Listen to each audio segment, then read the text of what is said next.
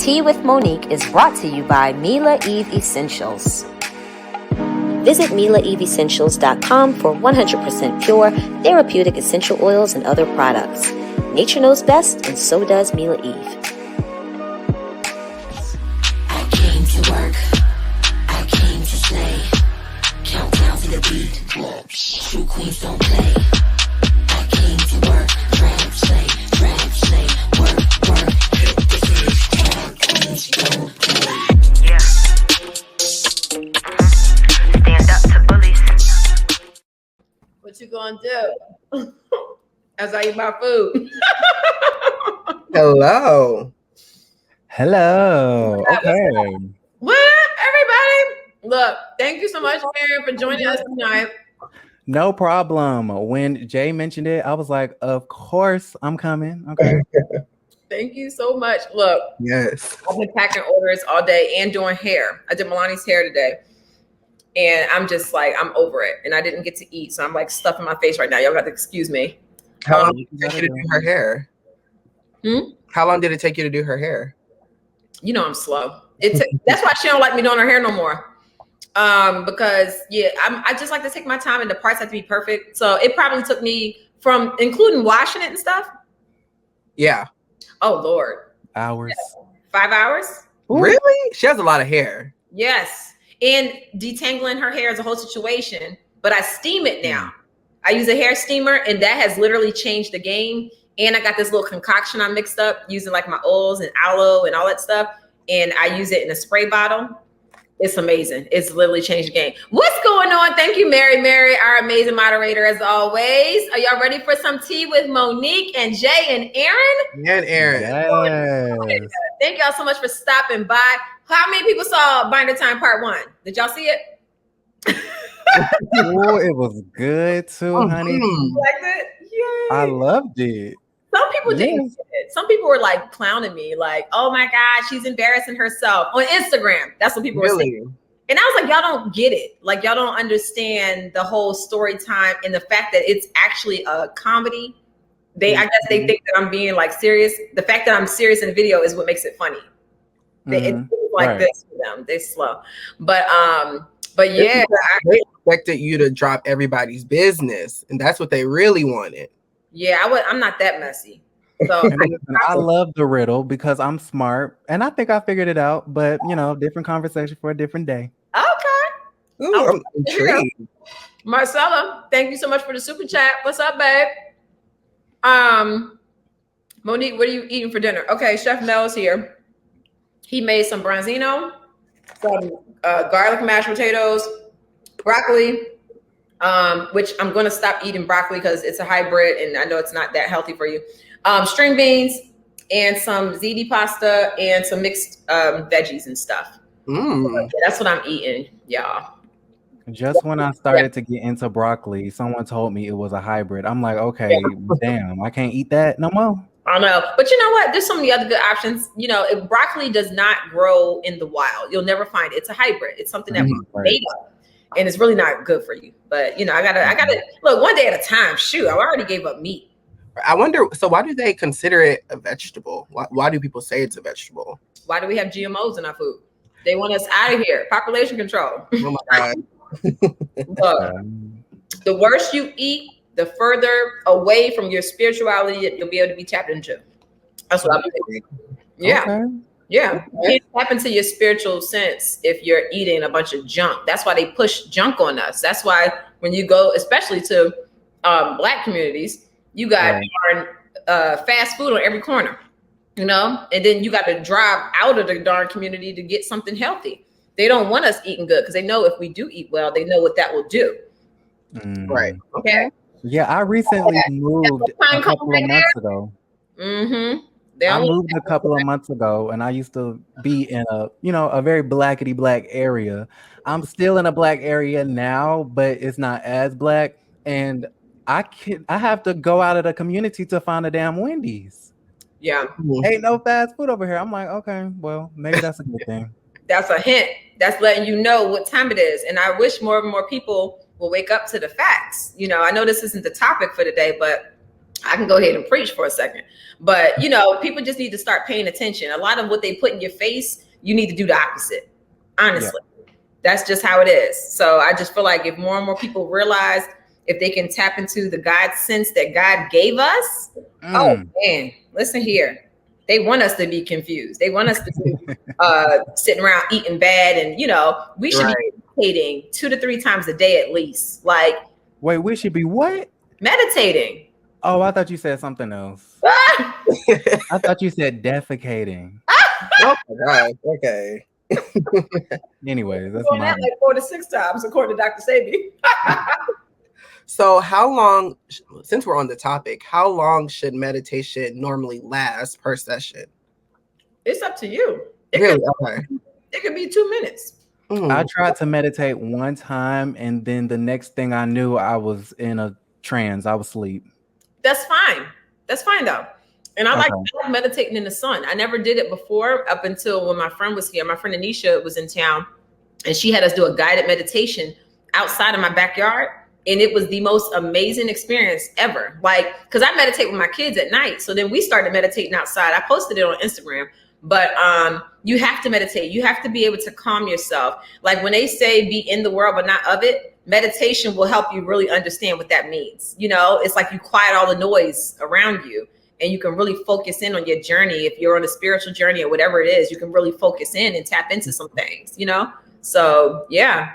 Morning, noon, night. Yes.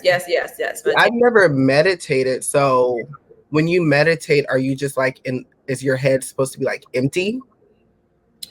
Not necessarily empty. You're just at one with yourself, with your thoughts, with you're at peace. You're trying to quiet your mind to the busyness and just like feel the moment, you know, like be in the moment, really focus and just like feel yourself, like feel where you are, feel what it is that you're thinking. A lot of times we have things on our mind, but we have so many other things in our face that we can't even feel the moment. If you're frustrated, feel that, process it, and then deal with it, you know? So that's what it really is about. And I like to do it with my kids because it really does create a bond with them. So there, you know what, I ain't gonna go that deep. Y'all ain't ready for this. We'll say this for a later conversation. But I don't want to go that deep on y'all because then y'all gonna be like, yo, Monique's crazy. So I ain't gonna go that deep on y'all. But there's levels to meditation, and there's a reason why it says a family that prays together stays together. Now just replace that prayer with prayer and meditation. You know, like it's something. It's real. It's a real situation. It's a real situation. Supernatural. Huh? Supernatural. Oh yeah, it is. It really is. It's good stuff. You know, it keeps you connected to not only your family but God. You know, so it's deep stuff. And then it kind of helps your intuition. So it makes you more in tune with the BS. And when you hear the BS, you be like, hold on for a second. You know. But yes, it's great. It's great. Somebody said, "We ready?" Nah. I'm reading some of these comments, and I already could tell y'all ain't. Y'all not ready for the real. Meditating outside is good, but not all of us can be in the sun. Well, I mean, that sucks if you can't, because the sun is really good. It actually triggers your pineal gland to produce more melanin. So, yeah. Yeah, my mom told me about the how you say it? Pineal gland. Yeah, she told me about that, and she was like, it's a reason why, you know, in certain civilizations, I guess, they started using the stoplight, and people with pineal glands don't need stoplights because they just automatically know when it's their turn to go. You get what I'm saying? Oh, that's interesting. It was really, I don't think I'm explaining it good, but it was really cool how she explained it to me. Like, it helps you just know when to move and when to not. And when to do this and when to and when not to. I don't know. It's like I said, tapping into your intuition. It's intuition, it strengthens that, and you almost have this almost like the sixth sense, not like the scary movie Sixth Sense, meaning like certain things will like it makes you more in tune with your atmosphere. So like if you're ever in a situation and you're like, man, my gut was telling me not to do that. You know what I'm saying? That's your intuition. That's you can actually strengthen that, you know. Right. So you'll be way more in tune, and you really start listening to your body, to your spirit, to God and everything else. And you'll be able to make some really good decisions down the road, and you'll know what's what. When somebody comes to you with some BS and they're like, hey, take this, it does that. And you like, nah, hold up. then you start looking at people like they aliens. Like, you really believe that? Like, are you really that dumb? You really fell for that? So it's a whole situation. A whole lot of. Thank you. What's up, RJ? RJ said, love these talks. Yes, we do. We love these talks. Yes. Thank you so much for the super chat, Marcella. Sun is natural vitamin D. Yes, it is. Get that vitamin D. Yes, it's really good. It's really good for you. It's good for your soul. Yeah. So a certain amount of, because I don't really pay attention. I tell you this all the time, but is there like a certain amount of time that we could be in the sun? Because I heard like too much sun is not good for you, or maybe cancer. Yeah. I mean, too much of anything isn't good, but like, I don't know. I really don't want to go down that road. Okay. Well, it's fine. It's fine. But sun is good for you. Okay. Don't let nobody tell you that sun ain't good for you. Okay. Because it's great for you. Got it. Noted. Mm-hmm. Natural light and all of that. When you're looking at so much blue light from the computer screen, it's good to just sit outside, close your eyes. I call it sun gazing. I just close my eyes and I just let that sun just do its thing. It's amazing. And there's certain times of day. If you're a person that's like, oh, the sun is too strong for me. Okay, there's certain times of day where you can still get the benefits of sunlight without it being like high time for the sun. Where you're burn and stuff like that. So yes, the morning is the best. Yes, it is. Yes, get that vitamin. I don't get up in vitamin D and that other kind of D. Yes, fasting does the same thing. Cleanses you where you can't relate to silly conversation. That is true. So true. I don't know. I've tried to do that when I was younger, and I just honestly did not get the point. I'm sure it does help you connect to your spirituality, but when I can't eat what I want to eat, I get so cranky, and I don't know. I can't do it. Once you see, when I was younger, I didn't understand the point of fasting. I was just like, this is stupid. Like, I'm going to starve myself for what? But then as I really started to like understand fasting and what the message is behind it, all it is putting your body under subjection. So you're basically telling your body that I'm in control. Like, my spirit is in control. And it teaches you to be more disciplined. When you can fight whatever cravings you're having, and you can say like, okay, I'm not going to eat until it's sundown. Or it doesn't have to be no eating. It can simply be, I'm going to fast TV, or I'm going to fast social media, or, and once you do it, you're going to have that craving where it's like, dang, I really want to look at my phone. But when you can fight against it, you're showing that, no, I'm in check of my body. My body wants me to do this, but I'm telling my body, no, this is what we're going to do. So that's kind of like, what it's all about. Yeah. I never thought of it that way. Yeah. Mary said fasting is denying the flesh. Absolutely. Like, when you look at it from a spiritual point, your spirit is always wanting to do what's right. Your body's always wanting to do what's wrong. So it's basically like the battle between good and evil. So when you can fast, it's like good's going to win. I'm going to check you, evil, and I'm going to live. Live is evil backwards. Y'all know that? I got to master that because the flesh be taking over. But it's okay. It's okay to admit that. And you just realize like, okay, that might be a challenge for you. Like, okay, let me try this out and do it in small phases. Like, you ain't got to just jump in and be like, yep, I'm mastering it all in a day. You can just do a couple hours, ease into it. Yeah. Yep. Yes. I feel enlightened. Yes. Awesome. All right. Well, y'all want to get into the topic at hand. Wait, what? When is Monique's 30th birthday? I'm 37.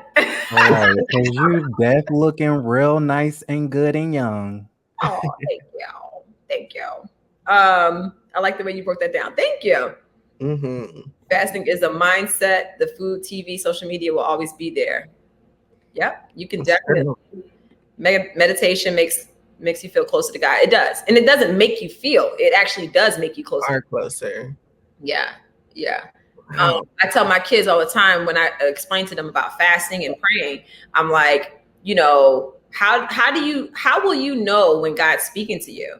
And my kids are like, I just know. I said, but how will you know that it's truly him? I said, how do you know mommy and daddy? And they're like, well, we're always together. Exactly. You spend time with me, so you know me. I said, so how can you know God if you don't spend time with him? You spend time with him through fasting, prayer, meditation. They're like, oh, so the more time you spend with him, the more you'll know when you're hearing something in your mind, you know that's God and not some other nonsense, or you just thinking the crap yourself. So, yeah. Yes. That's deep. Oh, yeah. Yep. Oh my. Robin said there are different fasting from negative thoughts and entertain new positive thoughts. Absolutely. You can literally create a fast. It's all about discipline and you basically sticking to whatever the fast is. Yep. Yes. Okay. Monique, you're a phenomenal woman. Thank you for speaking on this. Oh, thank you. Thank you. Maybe we could do a whole like YouTube situation, like a whole discussion on, y'all tell me in the comments what exact topic y'all would want to discuss and we'll add it to our list. Sure I like going into, I could talk about this all day long. Thank you, whoever just purchased something from Mila Eve Essentials. Yes. Spending bank. Thank you. Let me see what they ordered. Let me see what they ordered. I need to get some flawless skin because I was I need some now almond oil. Jojoba will be back. I'll have jojoba back in stock on Friday. So everybody who is waiting for orders, if you order Calm Down, lemon, or jojoba, or anything that has it in it, like the Flirty kit or Common Sense kit, and you haven't gotten your order, that's because it'll be here Friday, and I'm going to pack it up and get it out on Friday. So yes, hit that like button if y'all enjoying. We have over 100 people here. Thank you so much. Yes. We appreciate you. Okay. So go ahead, Jay. Let's talk about what we're going to talk about tonight. All righty. Today's topic is Way Back Wednesday. Kind of like Throwback Thursday, but on a Wednesday. So today we will be talking about things from our childhood that we either grew up with, what we were doing during that era of our childhood, and things like that. I want to start off by asking Monique and Aaron, what year were you guys born? Damn, you want to know my business? You want Well, I was born in 96. 96. 90. Yeah, I was a kid not too long ago. Okay. Wow. And Jay, how old are you? Monique, you're next. Just kidding. Okay, I was born in 83. Okay. Yeah, I'm 86. Yesterday. Yeah, okay. Yesterday, 9 years of marriage, 3 kids, a parrot, and what else? I was born in the delicate 99. Wait, what? Wait. That's why I hate talking about my age. I hate it. Hold on. That was like How old are you, 20? How old are you? I will be 99. I will be 22 on Tuesday next week. Jay, That shocked me. You are very mature. Thank you. For your age. Thank you. I'm really impressed. I thought you knew this. No. How old you? I thought you were around Ashanti's age. Oh no. Not Ashanti the singer, y'all. It's my project manager for Not For Lazy Moms. My project manager for Not For Lazy Moms, y'all. Okay, so let me tell you about something about 1999. That was my freshman year of high school. Wow. We got a 2003 in the comments. Oh, Lord have mercy. My baby was born a few years after you. I tell people all the time I was a part of the 90s because 99 is a part of the 90s. Hey, Riley. It is, but you don't. Do you have any recollection from 99? I do. Because I don't. I was born in 96. I don't remember 96, 97, 98, nor 99, barely 2000. Who wants to say I was born in 2000? Nobody. Okay, you know what? I feel some shade right now because Jay came up with this topic. And I feel like I'm the senior citizen in this discussion right now. So I'm gonna be talking about something, and y'all ain't gonna have a clue what I'm talking about. Listen, I'm an old soul. So a lot of the old movies and the old, I'm into old school. So we might can relate. Okay. All right, let's go ahead and get this discussion going on.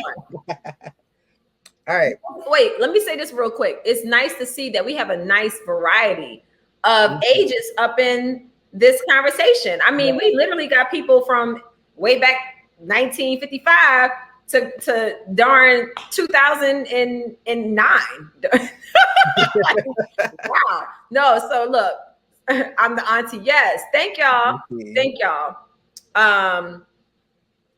Great. Yes. I was born in 87, but consider myself a 90s girl since I grew up in the 90s. Okay. And I'm definitely like, I'm an 80s person. I don't consider myself a millennial. I think some people do consider 83 millennial, but I don't. Like I just, my brother's a millennial. He was born in 90. I grew up with my great grandparents, my great grandparents who ain't play that. And they just, you know, it was a different type of upbringing for us. My great grandfather used to beat me with a darn gnat swatter. A fly swatter. I said a gnat swatter. A fly swatter. If he couldn't find a switch, he would get a darn fly swatter. So back when I was growing up, it was legal to get beatings, you know. So yeah, these days and ages, nah. I don't even believe in that mess anyway. Like when I started having kids, I said, why the heck do people beat their kids? That's just slave mentality. Yeah. Now to beat you, now you're beating your kids. You don't. I was like, I'm breaking that generational curse. I will. I'll pop my kid's hand, you know, but I'm not going to just flat out beat them. Like that's just get in pain for coming home with a bad grade makes no sense. Right. Like. And it's normalized, and people's excuse is, well, I was beat and I turned out fine. And I'm like, honey, you definitely have some trauma there. Okay. Listen, that's abuse. Abuse is abuse. Tish said we threw the fly swatters on the roof so my grandma couldn't whip us. And if the part that swatted the fly didn't work, they would just reverse that mug and hit you with the tip, which is metal. So you're going to walk away with some whelps. It was normal to have whelps in your legs growing up. Some people used to beat the kids with the metal, what them things, hangers. Yeah, I definitely got beat with a hanger before. I will say, when I was sent outside to get a switch, I got the smallest switch with the most leaves. Like it's so crazy that back then it was normalized. But try it now, it's just crazy. Back then, that was 99, honey. Not normal back then. Manifest in 2000. Thank you for the super chat. Manifest Our Destiny said the 80s were the best decade to be a kid, y'all. They really were. I'm telling you. Elizabeth, thanks for the super chat. Old lady here, 60s years old, but love me some Monique. Really loved all you guys. Thank you. I appreciate that. And thank you. I really do appreciate that. If I send my son to you, you may change your mind. No. You know what I do? I talk my kids to death. We will sit down and we'll have a whole conversation. Why are you acting like this? You know, no, I don't want to hear that. You're going to tell me why you acting like this and be real about why you acting like this. Because I was upset because I couldn't use my iPad. Okay, do you think that's going to get you your iPad acting like that? Like I will talk my kid. Thank you. Whoever just did that. Appreciate it. Another order. So yeah, I'm just like, you know, so it's a whole, man, listen. But my parents didn't really we didn't get beatings often. Like, honestly, we would get on punishment. And then my punishment, so if me and my sister got into it, my dad would be like, go ahead and give each other a hug. And you know, if you're arguing, you don't want to hug each other. Give each other a hug. And we would just stand there like this. Each other. Until he said, okay, go ahead. You know, now y'all can, and we would be like, pew, like out of there. I love that. It was actually good, positive reinforcement because it taught us, even in the midst of us arguing, we can still love each other. You know, we can still be loving. And I really think that's a lot of the reasons why me, my sister, my brother have such a great relationship is because we can express ourselves in a calm manner or not. And we'll turn around and still like me and my sister literally got into a fist fight.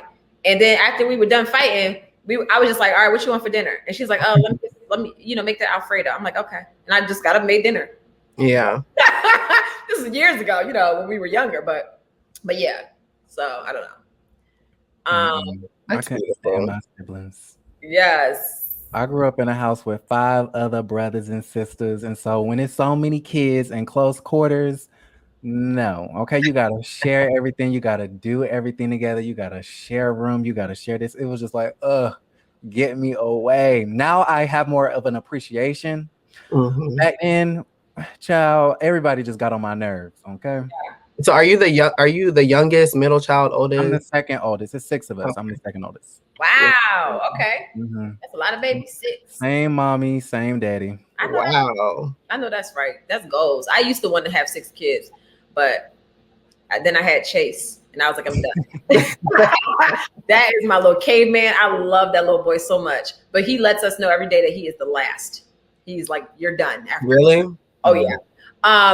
So Marley Tally said 80s babies saw the arrival of cell phones too. Now listen, let me tell y'all something special about us 80s babies. Not only did we see the arrival of cell phones, we saw car phones. We saw the internet when it was first out, like for real, to the public. I remember being at summer camp, and I was a huge Notorious B.I.G. fan. And I remember going to his homepage. We didn't call it websites. We called it homepages. So we saw a lot of the first.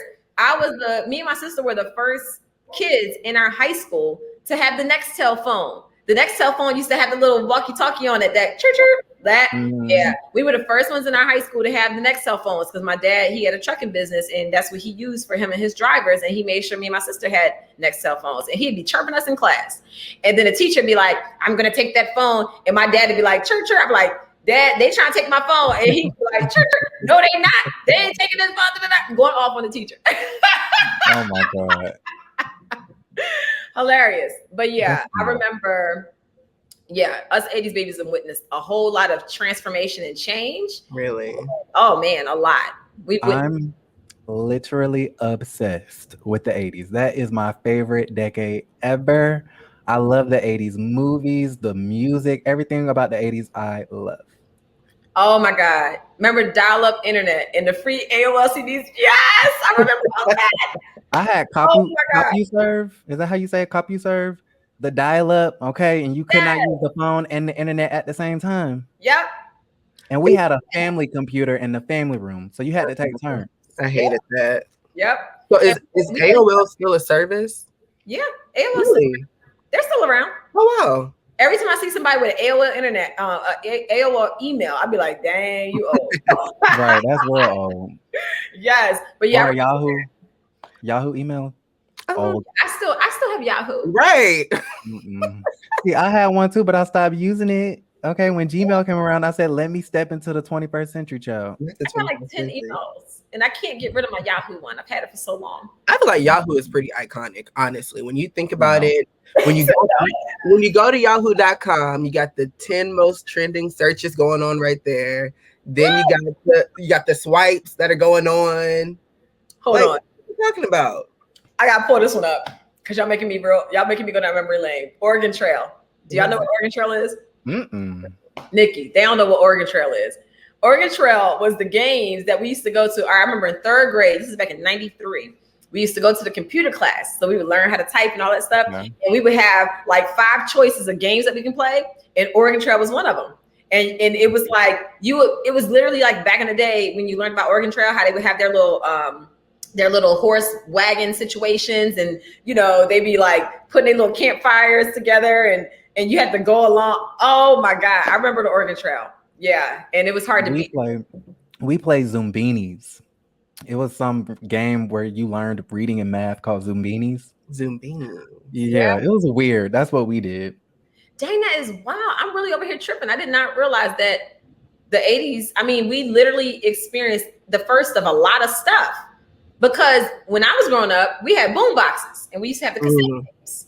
And then we witnessed the dang going, all right, we went from Polaroid cameras to regular cameras. All right. Wow. I used to have a Polaroid. Really? What? I still got Polaroid pictures from back in the day that are like in a box inside of my library. I'm about to show you the new age Polaroid. 1 second. Yeah, because they made a comeback. Now they sell them in Urban Outfitters and stuff. Yep, my son has one. He wanted one for his birthday because I was showing him some of my Polaroid pictures from back in the day. And he was like, how did you get this? And I'm like, oh, it used to print out right there. And it used to cost $19.99 for 10 pictures. This is the new Polaroid right here. You connect it to your phone and then it prints out the picture. This is the new age Polaroid.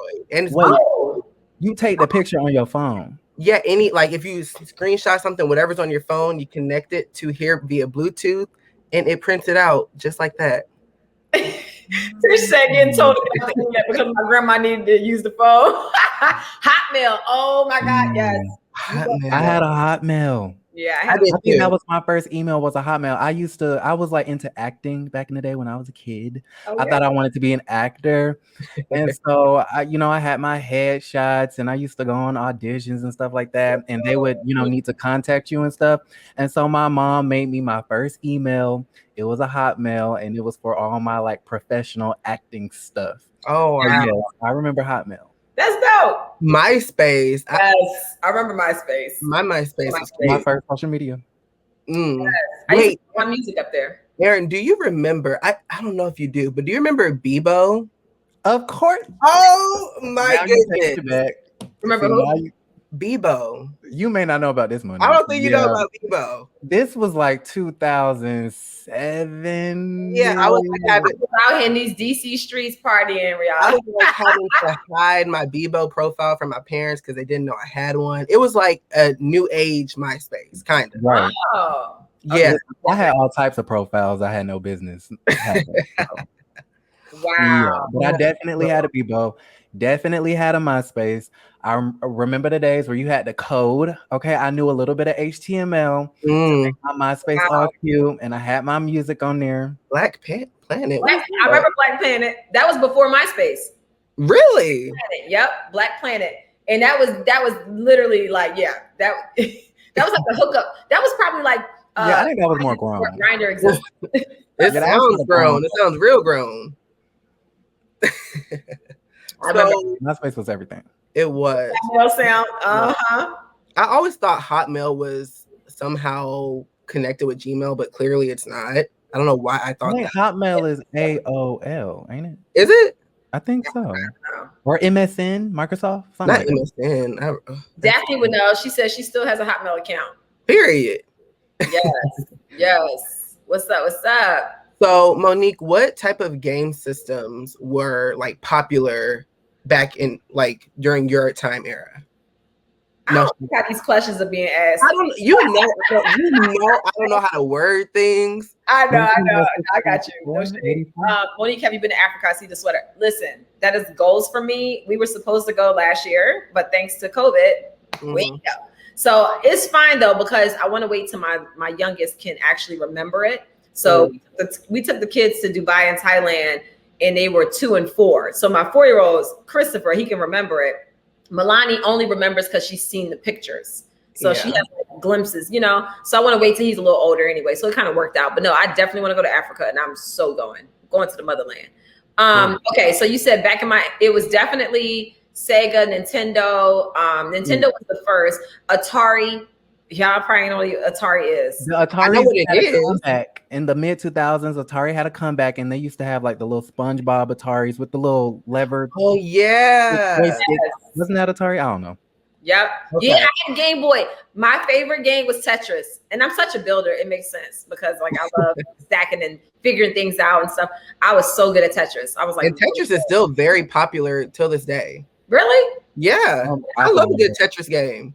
Pac-Man. Oh man, remember you used to go to the arcade and you No. We didn't go to the arcade to play it. We played it at the house. I got the disc version on digital system. And y'all suck. No, we don't go to the arcade and play it. Around when I started what I can recall from me seeing game systems, I was around the era of the GameCube. Yes. So the GameCube is so iconic. For the GameCube, I never had. I was out of it by that time. Really? I wasn't into it anymore. The GameCube is so iconic, and I think, the GameCube and the PS2, and then I have I still have my PSP till this day. Like it's in the back. I used to love playing Mortal Kombat, and the movie comes out this weekend, and y'all understand. I'm like going crazy. We've been counting down. Really? Mortal Kombat. What? Yes. I've never played it. Yeah, me neither. I was more into like the Sims and Grand Theft Auto. I love somebody to join us live that understands the age. Who wants to join please? Somebody want to join the live? Let me know. I'll send you the link. Cause like for real, y'all got me out here like. But I know of Mortal Kombat. I know. Yeah, I mean I've heard it. Do you guys watch Black Mirror? The GameCube is not hella new. That was like GameCube is old. That's like that is old. Baby. God bless your hearts. I used to love going to the arcade. Thank y'all whoever just did that. I used to love going to the arcade. Yes, bless y'all hearts for real. But yes, Katana wins. Oh my God. Chun-Li, is that Mortal Kombat? Mortal Kombat, yes. Okay, well, we know Chun-Li. Nikki brought it back. Oh yeah. I'm so mad that y'all know who Chun-Li is because of Nicki Minaj. Yeah, because I was like a Chun-Ho. That is funny. I'm about to finish y'all for real. Oh my! I feel like I know something we can all relate to. You know how Duck Hunt? Yes. Duck Hunt. Let me Google it. I used to love Duck Hunt. I'm just gonna Google it. Duck Hunt. I'm so mad. I'm leaving. I'm out. Oh no, she really left. I cannot believe y'all don't know what Duck Hunt is. I'm looking at. Oh, this is cool. Okay, I think we can all relate. It's like do. Why is Mario Brothers? Mario Brothers. See, Mario Brothers transcended. Okay, it has grown the generations. Even though, let's talk about the most iconic character from Mario is Yoshi. Princess Oh wait, yeah. Somebody just corrected me. Yeah, Chung is Street Fighter, not Mortal Kombat. You're right. But we used to play those games back then. Yeah. Yoshi is very iconic. More iconic than Mario. Princess Peach, period. Yes. So do you guys remember, you know how you had the family computer, and if you didn't have internet, you only had like solitaire or pinball? Yes. Pinball was my go-to game. I love solitaire. I don't know how to play it. I just started pushing cards. I just started pushing cards and making it. If it matched, that's how I knew I was doing something. I didn't know how to play it for the longest time, and then I just really learn over the years. Yeah, I don't know how to play spades. I don't know how to play none of that. I know how to play a good game of Uno. Period. But that we used to play Uno all the time. Board games was the stuff back then. We didn't really watch TV that much growing up. We always were outside. Like I was an outside kid rescuing birds and hunting for frogs. That's why you love the sun. Hunting for frogs. Yeah, I used to catch frogs all the time. Really? I still do. In my front pond. I posted a video of it on my stories the other day. I love frogs. Yeah, and look, listen, anything nature, like that's just me. So I was always outside. I was not a kid inside the house watching TV all the time. So I got Have you ever run into any snakes? Yeah. I ran into a snake today on the trail. Oh my really? God. What did it do? It was like a baby snake. I was like walking, and at first glance, I thought it was a braid. But you know how like sometimes braids, not somebody's loose braid. I literally thought someone's braid just like took it to the floor. And I looked closely, and it was a damn snake. I was like, it's time for me to go. Oh my God. Wow. I played outside a lot as a kid, but I was an inside child. I was a quiet introvert. I wanted to watch TV all day and all night. Okay. If my parents wanted to put me on punishment, they knew to take we used to have direct TV. And in order for the cable to work, you had to have like a card in the box. And so they would take that card out the box, and it was no TV, no Nickelodeon, no Disney. And I was 2 through. Wow. I see a lot of comments about Monopoly. And me personally, Monopoly is just, to me, it's such a long game. Oh, yeah, but it's fun. Is it? I mean, I like buying properties because I like things like that, but that's really all I played for. But now they have the Monopoly board games where you just put the money on an ATM card. Yeah, no, I don't want all that stuff. Yeah, I just want the regular. I have the Monopoly. Can't talk. Sorry, I was trying to drink my wine and talk. I have the Monopoly Deluxe, the old school edition, because it's based off of my hometown, Atlantic City. So, did y'all know there a black woman really invented Monopoly and they stole it from her? Really? Yeah, look it up. Right. Yeah, they stole the whole concept from this woman, and she was fighting for years trying to get her rights to it. And I think she passed away and stuff. But yeah, I think her estate, her family have been trying to, get it resolved. But true story. Yep. A woman actually invented the Monopoly game. Yeah. Money. Yes, it does. And buying properties, investments, making smart investments. I was always the banker. Right. Yeah, I love that. So I see somebody who said Yahtzee. Was Yahtzee the one with the dice inside the little bubble that you pop? Was that Yahtzee? I never played Yahtzee. I used to see it, but I never got into it. I was more of the game of life type of person. Never played it. Excuse me? Never played it. Never? Never. Oh my gosh. I was like a candy. What's that game? Candyland? Yeah, that's Yeah. There's a lot of like games and things like that were stolen from people because they didn't either know how to properly do all of the paperwork and things like that, or somebody just stole it and they, there's nothing they could do about it back then. Wow. Kim, do you think my manifestations of you coming back to RHOP will work? No, because my manifestations say otherwise, and you can't override mine. No, and after seeing that whack behind teaser, I'm good. not whack teaser. Oh my God. But will you at least watch? Will you watch? No, and I didn't even want to watch the teaser. What happened was last night, I watched All About the Tea, and they played the teaser during their segment, and that's the only reason I even saw it. So, but yeah, ooh man, that was crazy. If that's the teaser and that's what they got looking forward to for the whole season, I'm already snoring. That's all they're gonna talk about. See, I don't like when people talk about things that you can't prove. You know what I'm saying? Like, so all Giselle gonna do is go buy another boyfriend that's gonna say, yeah, we went to the doctor and she's good, she's clear. So switching over from games, what trends do you guys recall growing up? What trends were really popular growing up? Hold on. Royce said, I also remember reading that a black man invented the super soaker water guns. Yeah, he did. My brothers and I used to use them to drown each other. Yep, super soakers. That was huge. And slip and slide. But what happened with the super soaker guy, he used one of those Inventec type of places to get his invention out. So even though he invented that and got a lot of money, to my understanding, he didn't get all of what he could have gotten because those, when you go through those invention companies, they take a lot of the money and some of the credit. So I think he kind of got dicked over a little bit, but yeah, that is true. Super soaker was everything. We still buy super soakers for the kids. Play with them in the pool. That's nice. I don't like that. I don't want to get wet. Yeah. I'm sorry. You don't like to swim? The who? You don't like to swim? No, I don't know how to. Swimming is actually a life lesson that I feel like everybody needs. I know, but I don't like water. The only time I like to submerge myself in water is when I take a shower. That's about it. When's your birthday again? 96, March 6th.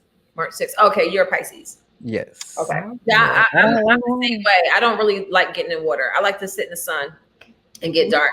Now, you got a jacuzzi that I can lay in or lounge in. I'll do that. Yeah, we got that, and I don't like it either. I like to just sit on a chair and let the sun just take advantage of me. I love it. Yes, I know. I've learned over the years how to swim, but I'm not a great swimmer. That's why I made sure my kids knew how to swim, so they get swimming lessons, and they know how to save themselves. So yeah, because I told them if y'all fall in, mommy can't save you. There's nothing I can do. We're both gonna drown. So I'll go out with you if you want me to. But oh my God. Ain't nothing I can do. I can throw you a raft. I'll jump in and just take one for the team with you. But yeah, I ain't gonna let you drown alone. But I ain't gonna be able to save you. So yeah, my kids know how to swim better than I do. Yes. I see the show: Reading Rainbow, Zoom, Barney and Friends, or Wishbone. Zoom. Wait, was it like Zooms? Was that it? I don't know how it went, but I used to watch it. In a book on Reading Rainbow. Reading Rainbow. Do anything. Yes. Okay. We can relate on that. Look at us. Okay, I'm excited. Yeah. Listen. I'm going to pick Barney. I love Barney. I love Zoom. I love Reading Rainbow. I like the reading. What's them lions? Between the Lions. Between the Lions. Oh Maya and Miguel. Arthur. Arthur is very CBS iconic. Was everything, especially when you didn't have a cable. Do you remember Dragon Tales? Of course I do. Oh my goodness. I have no Okay, idea. now See what they got on PBS now that Monique's kids might watch. They have Daniel Tiger's Neighborhood. Daniel Tiger, they have that. Excuse me. No, they don't watch that. Do they watch PBS? No. Oh, they watch Disney. What channel do they watch? Disney Plus. They watch Bugs Bunny and Looney Tunes, and they watch old school. That's classic. I ain't never seen. Huh? I said, how are they watching things that I have never seen? Tom and Jerry? I've never sat and watched an episode of Tom and Jerry. Ever. Popeye. I know he has like the pipe, right? Yes. Never watched it though. Wow. Okay. The Jetsons.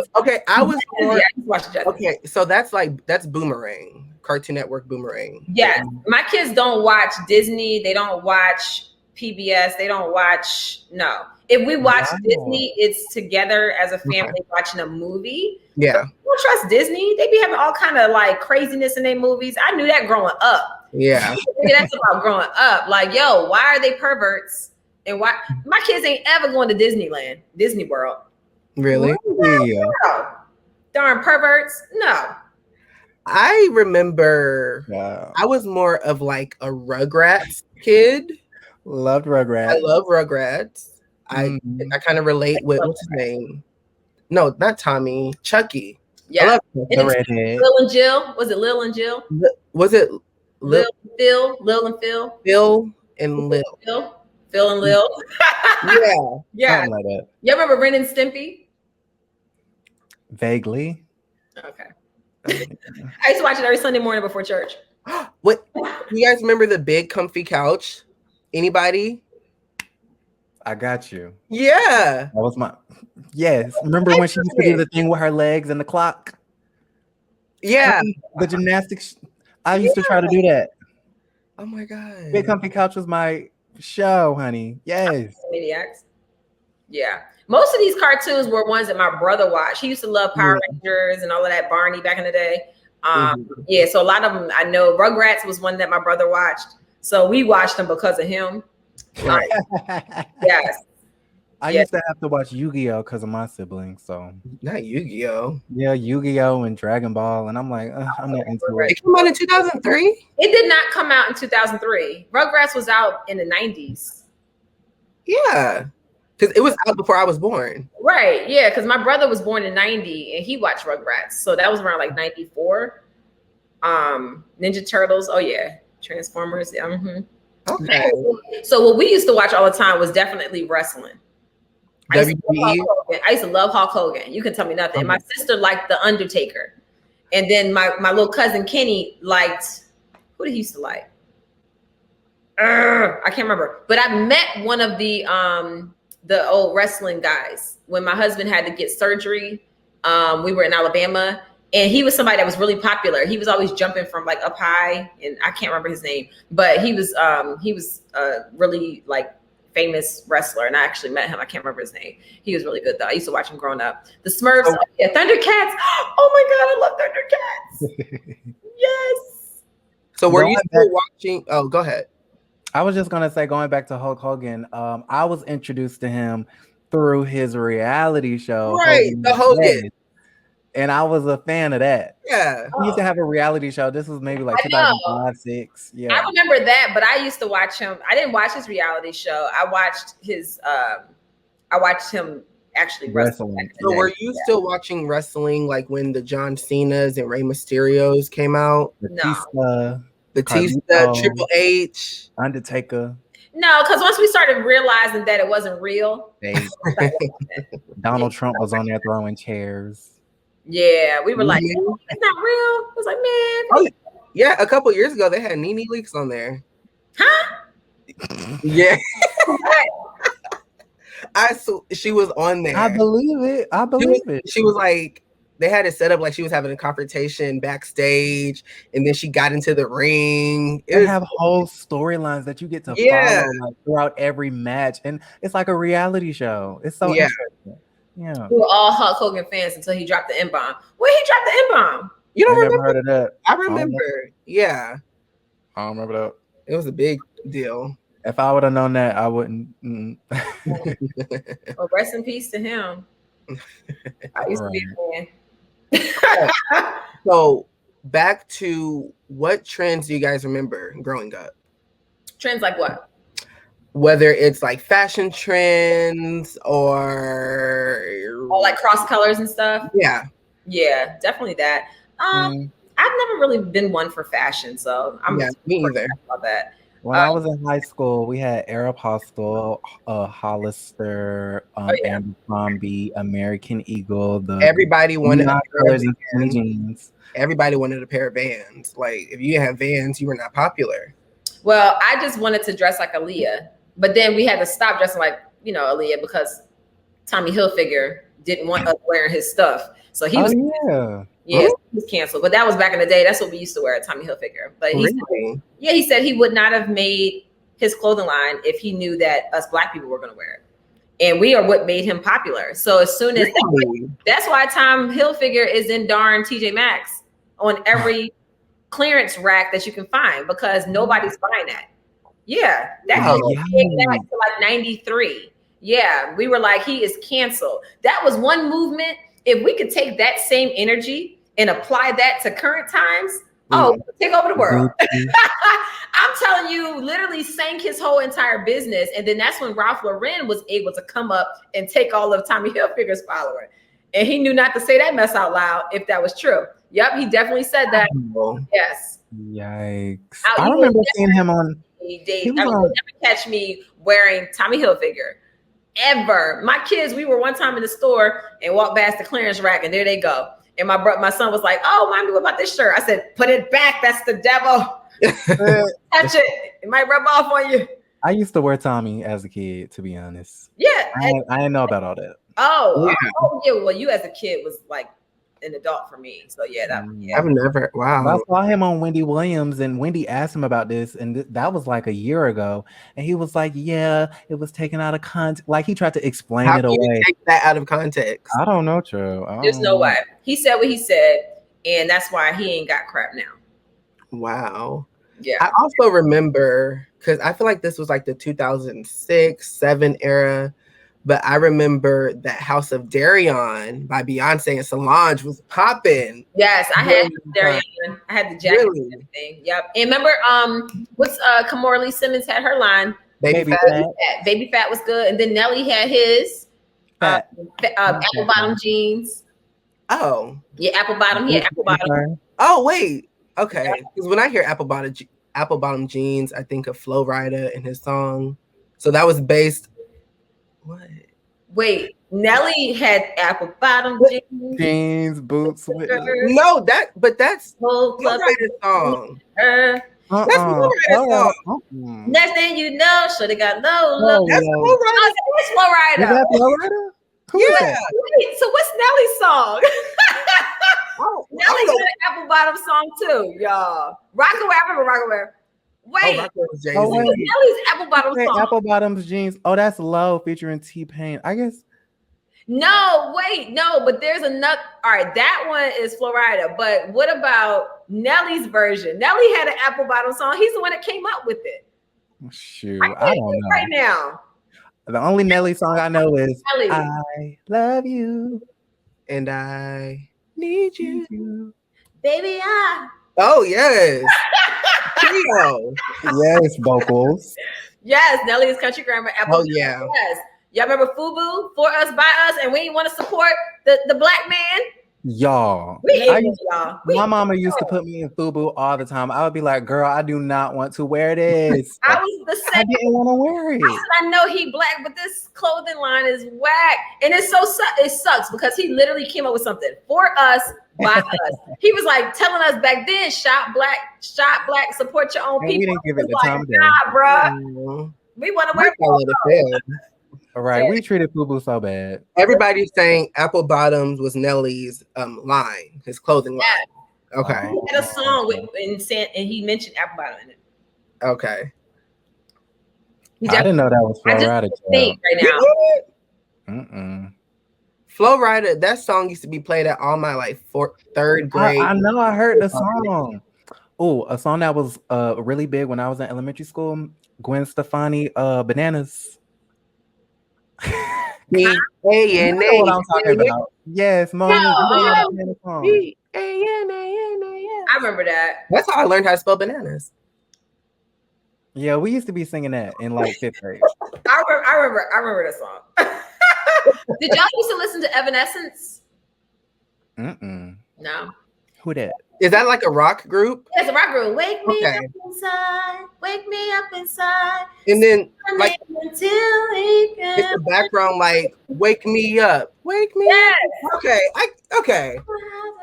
Yeah, I used to love that. Bring me. Yes. I used to love Evanescence rock band. I like all kinds of music. Y'all see me I love 80s rock. I feel like the Evanescence, like yours, my alternative to that would be Paramore. Ooh, baby. I love Paramore. Baby boy. Paramore. Okay, wait a minute. Stop the tape. Did you listen to this? Ain't got nothing to do with our childhood, but did you listen to Paramore's last album? I did. After Laughter. That is my favorite. When I tell you Paramore is everything. Who's that? Paramore. You know who Haley Williams is? When you let your heart win. Yikes. Okay, so maybe so the lead. Are you singing it? the lead vocalist, her name is. Maybe it's me. Maybe it's me. Say it again. The lead vocalist, her name is Haley Williams. Mm-hmm. She did a song with B.O.B. called Airplanes. You remember that song? Shooting stars. I could really use a wish right now. Wish right now. Wish right now.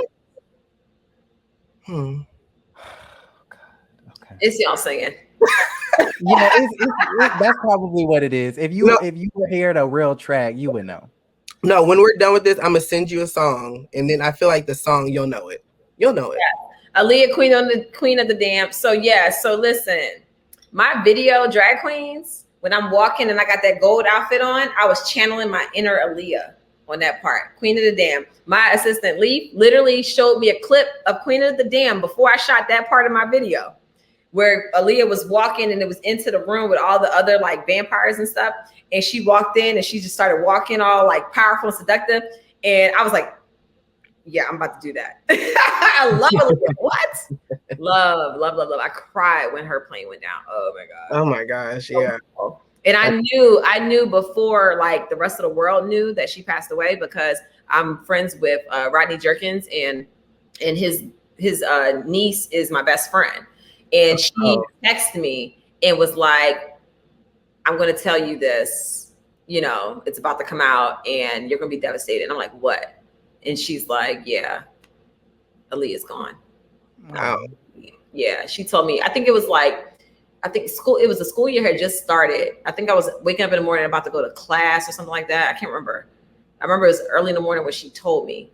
Yeah, that was, oh man, I was like devastated. I literally had like a shrine in my room.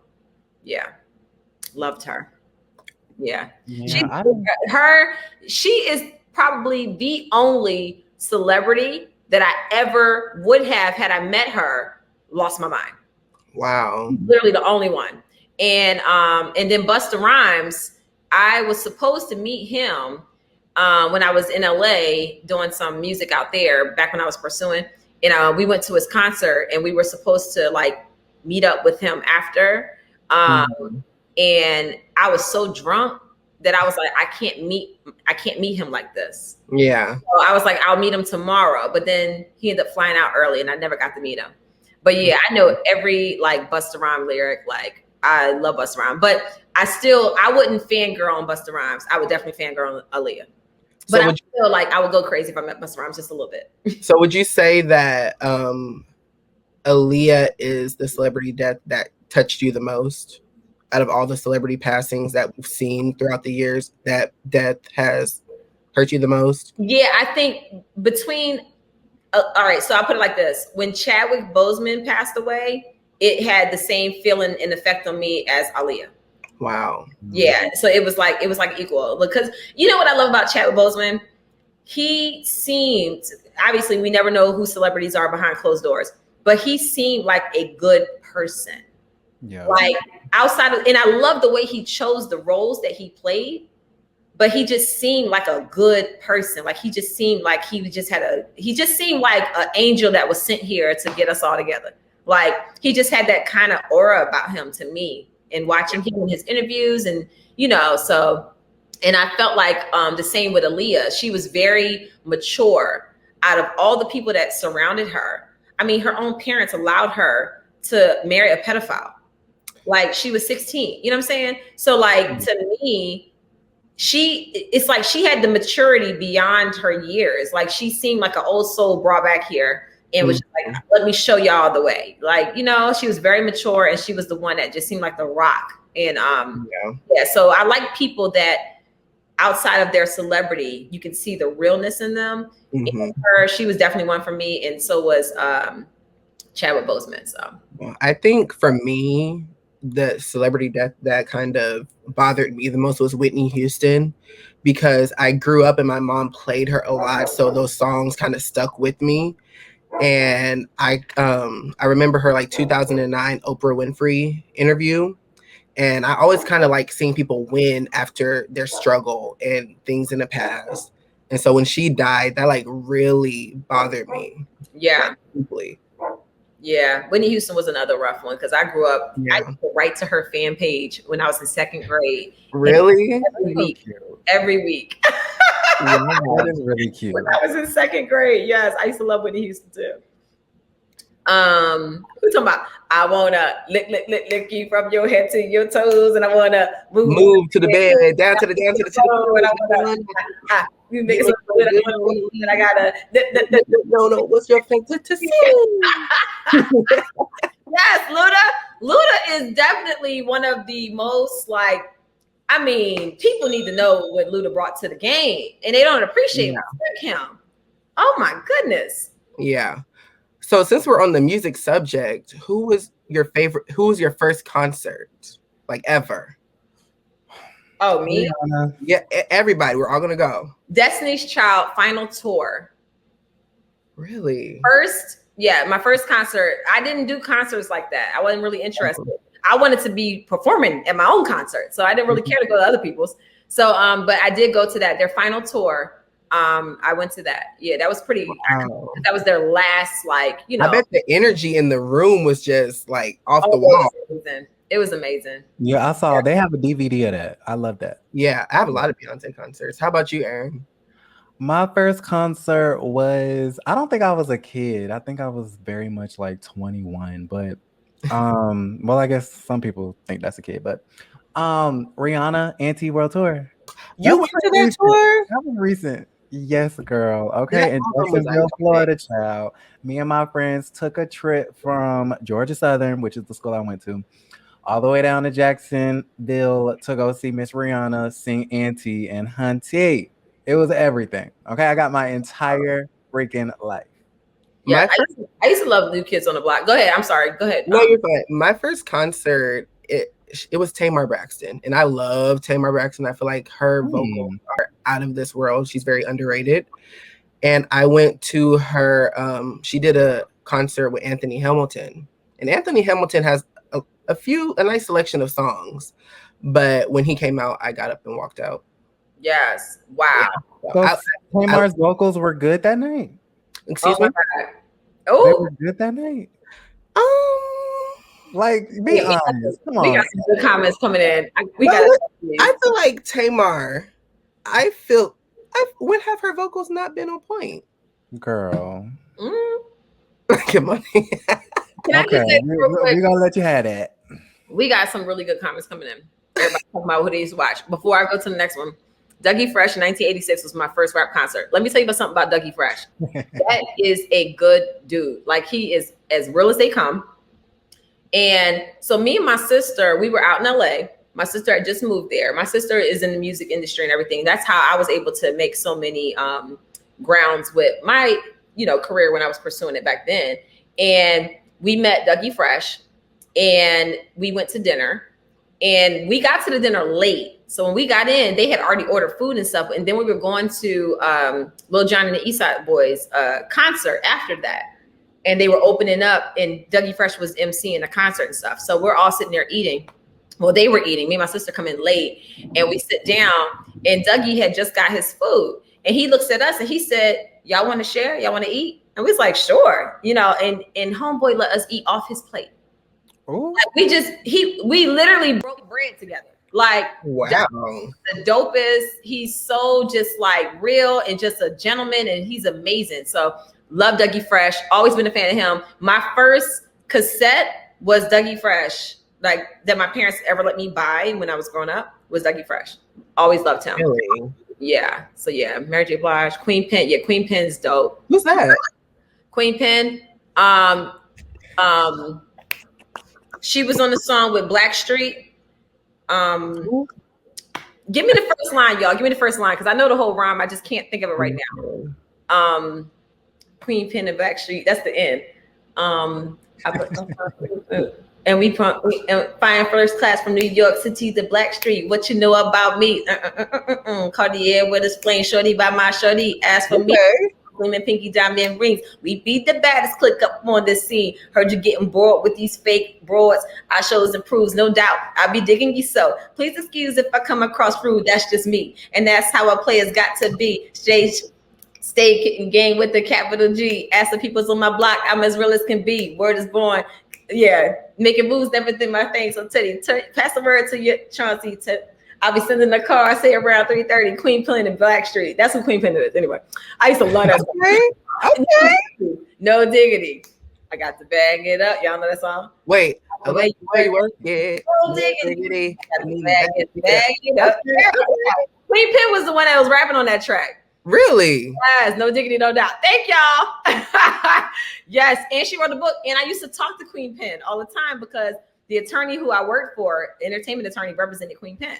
So I used to talk to her. So that's pretty cool. I met a lot of people between my sister and my entertainment attorney when I was like in the music stuff. Yeah. Yeah. So that's cool. Wow. Yeah. A party ain't a party in this, spread all through, and leave it to my crew. It's some deep prayer food. Yes. Do you think Aaliyah was more of a star than Beyonce? Let's talk about it. It was alive. Beyonce, we wouldn't even be looking at her if Aaliyah was so. What? Okay. Wow. Aaliyah was doing hold on. Do y'all not know that who was interviewing Aaliyah on the red carpet? Because she was an up and coming artist. Right. That's my point. Aaliyah was there. She had already arrived. But a lot of Aaliyah is it. She was a lot of people who were big back then, right? And we can bring them to. We can talk about it. And we can talk about the other people. A lot of people who were big back then, they're not doing what they was doing back then now. And Beyonce is now. I feel like Beyonce has surpassed a lot of her peers from back then. Take pictures. So I don't. She just be posing for the gram. Because has upcoming. Okay, it's COVID. Man, whatever. She be selling out the stadiums, Monique. Really? Don't get me wrong. I love Beyonce, but she be posing for the gram. That's what she does. Because she's working on a master plan. Yeah, okay. I'll wait for that. But it's hard to say. It's hard to say then and now. But what I do know is Aaliyah was that chick. And she was already doing what people after her wanted to do. She was already starting a movie. She was in The Matrix. They had to reshoot it because she passed away. You know what I'm saying? She was doing it in her time. And she was with Jay-Z before Beyonce was. So I wasn't like around during that time. So how long was Aaliyah's career before she passed away? Like, how long did she have a career for? Who? Aaliyah. How long was her career? How many albums? She was on freaking Star Search. How many albums? She was on Star Search. Aaliyah has been doing it since she was a kid. Was Beyonce? Beyonce was on Star Search. Girls' Time. Hello. After Aaliyah, everybody came up. Is Beyonce younger? That might be why she came after all of Aaliyah. No, they're probably the same age for real. If Aaliyah was alive, I feel like she would be in her 40s. She is, and so is Beyonce. She just lies her age. Beyonce's 39. Manifest Our Destiny. They've been plucking out God's messengers for a long time. However, they didn't consider social media when the messengers are getting the message out there. Like you, Monique, no stopping it. Yes, there's no stopping it. There is no stopping it. Yes. Amen to that. And thank you for the super chat. Right. I'm about to call the Beehive. Beyonce. That's because y'all are born in the 90s and stuff. So in the 80s, it's just a little different.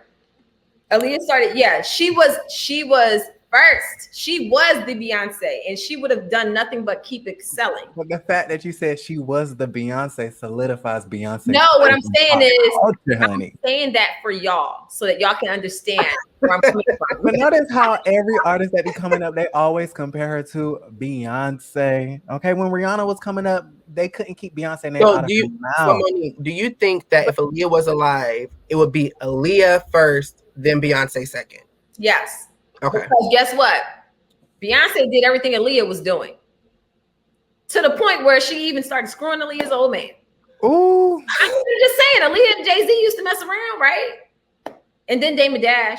Aaliyah was doing a lot of things back then. But I'm just saying, Aaliyah was that chick. Y'all don't understand. Like, she was that girl. I'm sure she was. I'm sure. Yeah. So do you, Aaron, Monique, do you remember who Tierra Marie was? Thank you. Beyonce had to start in a group. Aaliyah was always a single star. So did Michael. Because let's talk about it. He was a baby. Beyonce was a kid. Beyonce was a teenager. Beyonce was a teenager. Michael Jackson was like 7 or Diana started in a group. And he was with his brothers. So that was just naturally, you know, at home with the brothers singing and stuff, and he outshined them, and then they had to put him in a group. So that's what happened. Y'all understand. Like, y'all ain't ever gonna win an argument with me. Like, I respect Aaliyah. I respect it. Aaron, do you remember? You know who Tierra Marie is? Of course I do. Yeah. She's a little. Remember, Monique? You know Tierra Marie? I used to love her song. So can you believe the original Rihanna? Exactly. I was about to say, do you remember when it was Anne-Marie, Tierra Marie, and Rihanna, and they performed a tribute to Destiny's Child? Yes. I wonder what made them pick Rihanna out of the 3, because I feel like Tierra Marie really had the potential to be. What do you mean? What do you mean? What made? I'm not going to answer that question. I'll let y'all handle that one. Because okay, so what you think? Jay-Z and Rihanna has something going on. That's what you think? Well, I heard. I read, because I read that Beyonce like encouraged him to pick, Rihanna, because she saw something in her. Because to me, when I look at that performance, I almost, even though they all had their own singles, I kind of look at it as like a scouting thing. Like, they're performing and proving themselves in front of everybody. And I feel like after that performance, that's when Rihanna blew up and the other 2 kind of just disappeared. Yeah, they did. They did. I don't know. They used to say that Jay-Z and Rihanna used to have a thing, which I don't really know about all that. Okay. Who? I'm still trying to figure out who Becky is. They used to say that Jay-Z and Rihanna had a thing. Oh. So I don't know. Apparently Jay-Z had a thing with all the little R&B girls. Okay. I don't know. Yeah, Aaliyah's style was original. I'm still just in Aaliyah comments right now. No, Aaliyah didn't have to sell sex. She was just a classy, sexy chick on just like fully clothed and still did her thing. I'm not discrediting Aaliyah, because I obviously was not alive to experience the hype of which Aaliyah was. Right. But I just kind of feel like, yes, Blue Cantrell. Hey, ladies, when your man want to get fucked. Yes, she was dope. She was. Hit him up style. Yes, Anne-Marie. People used to think I was Anne-Marie growing up. Really? I met her before, and she autographed my CD. I didn't ask her to. She just did it. My sister used to work for Sony. So all the Sony artists, I was meeting everybody. Yeah. Yeah, I guess she thought I was a fan. I was like, I'm here with my sister. But she was cool. So speaking of CDs, do you remember your very first CD that you owned?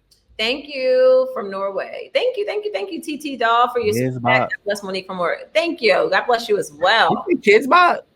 Kids Bop. Like my first CD. I always wanted Kids Bop. I grew up on Disney Channel, so I had like Disney Mania and Kids Bop and stuff.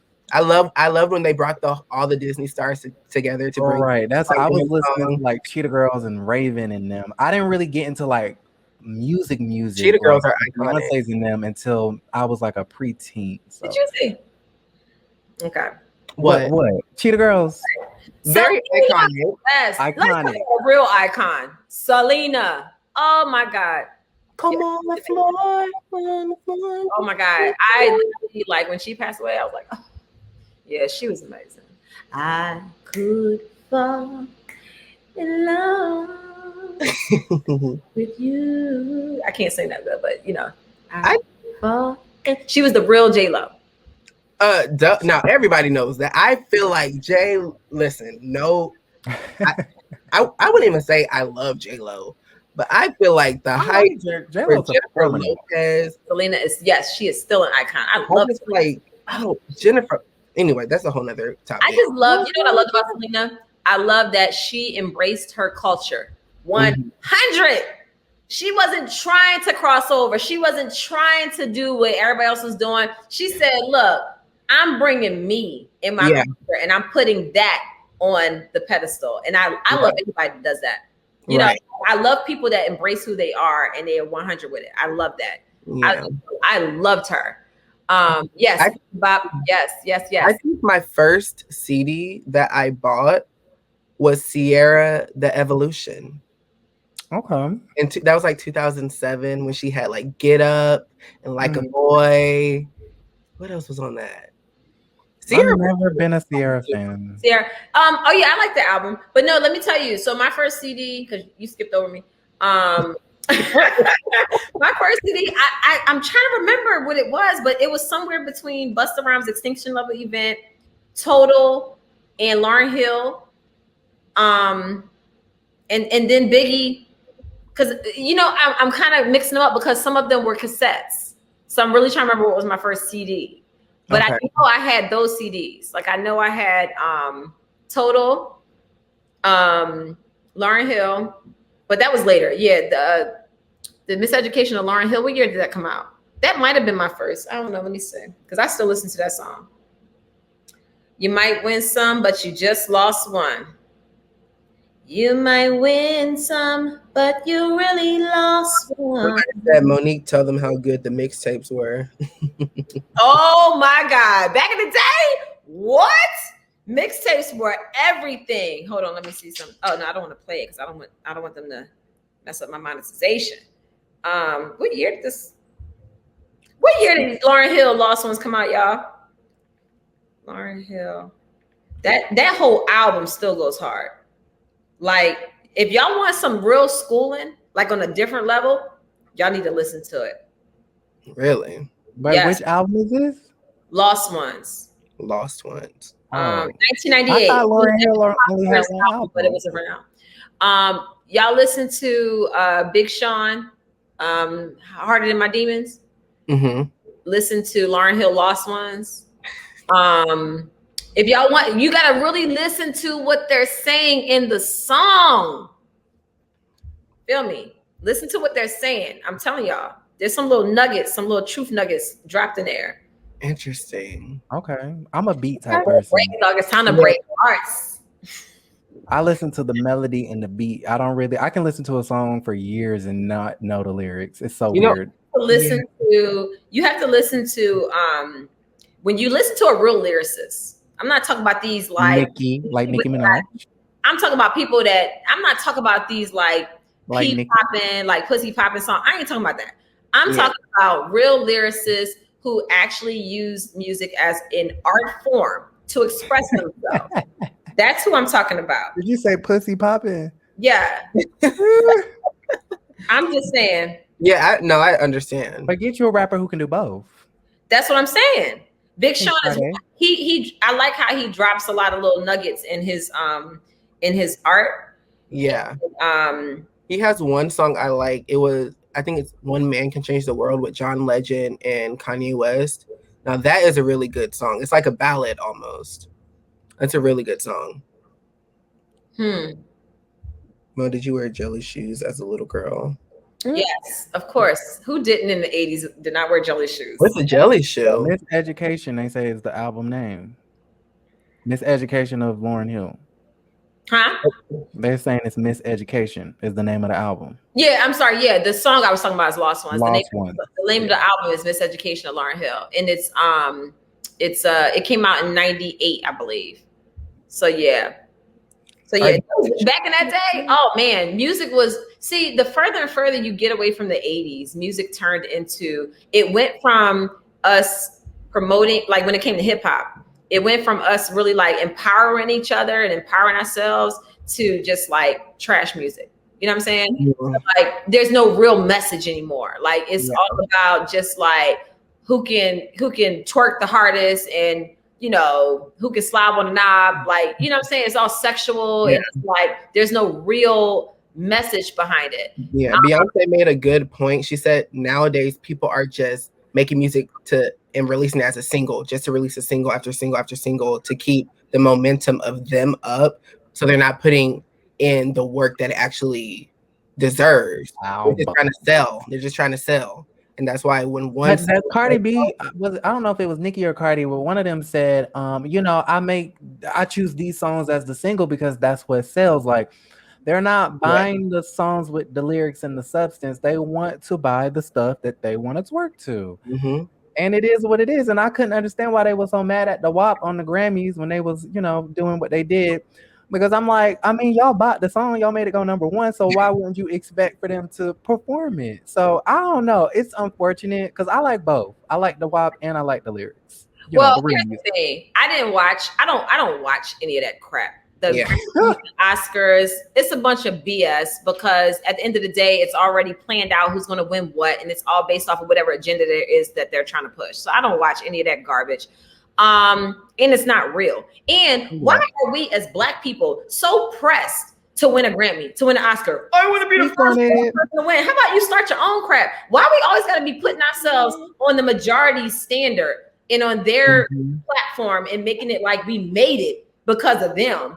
Yeah. It takes the crap out of me. So I don't watch those shows. Meanwhile, they get nominated by the NAACP Awards and they don't show up. Thank you.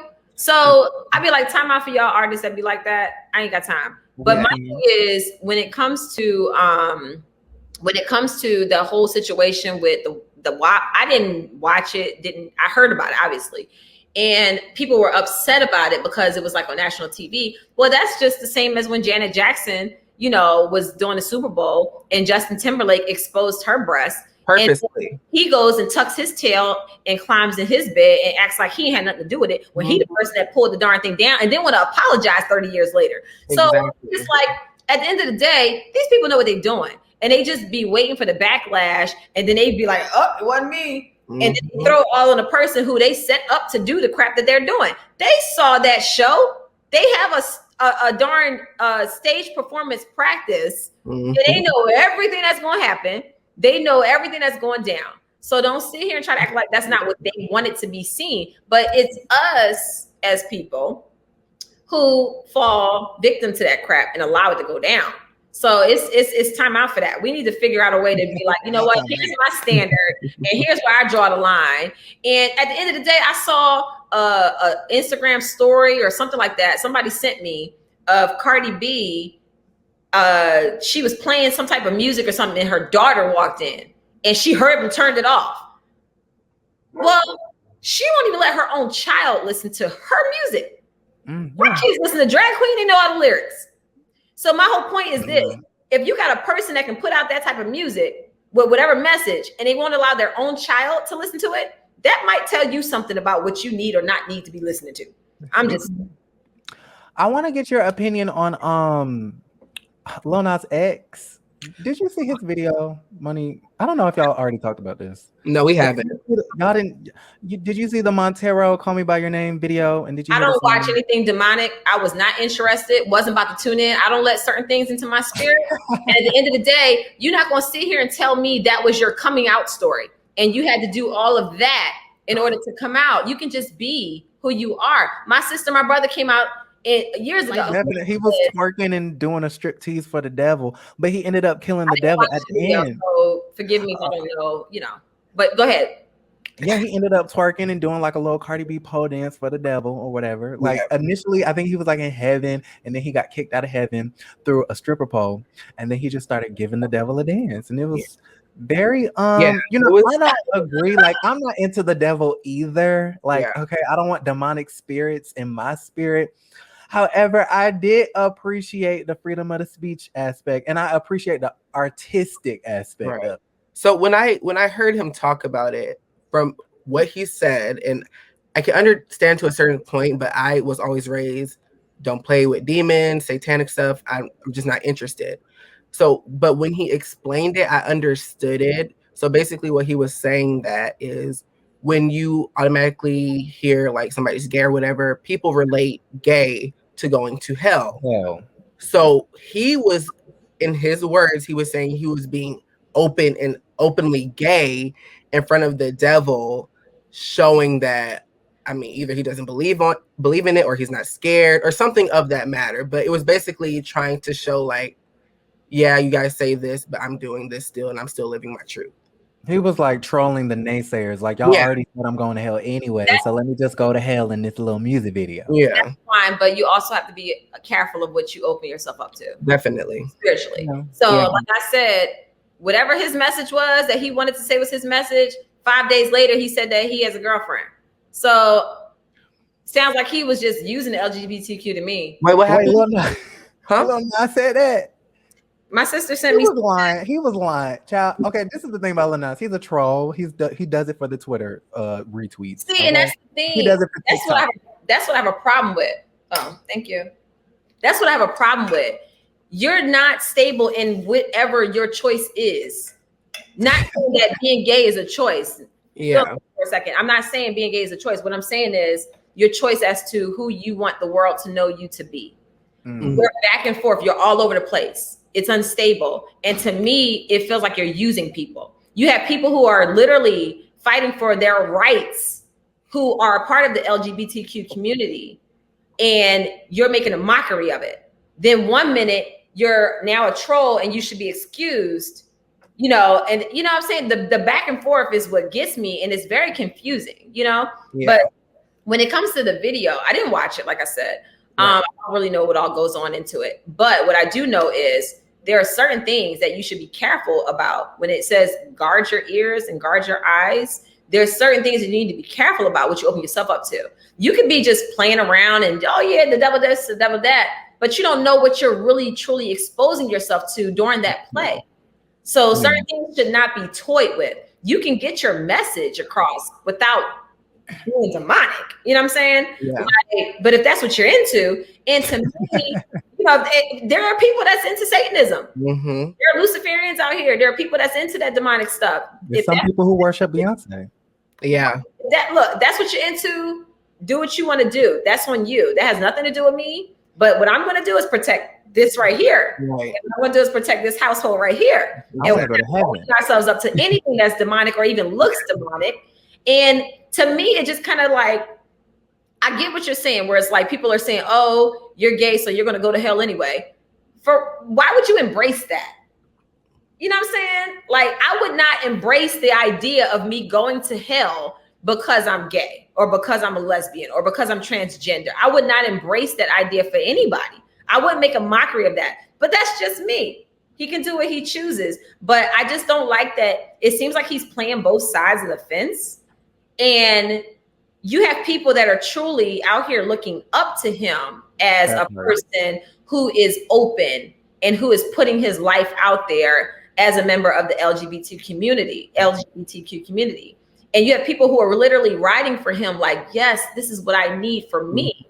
And you don't know what path you're leading them down while you playing games, you know, and while you trolling and you think it's cute and funny.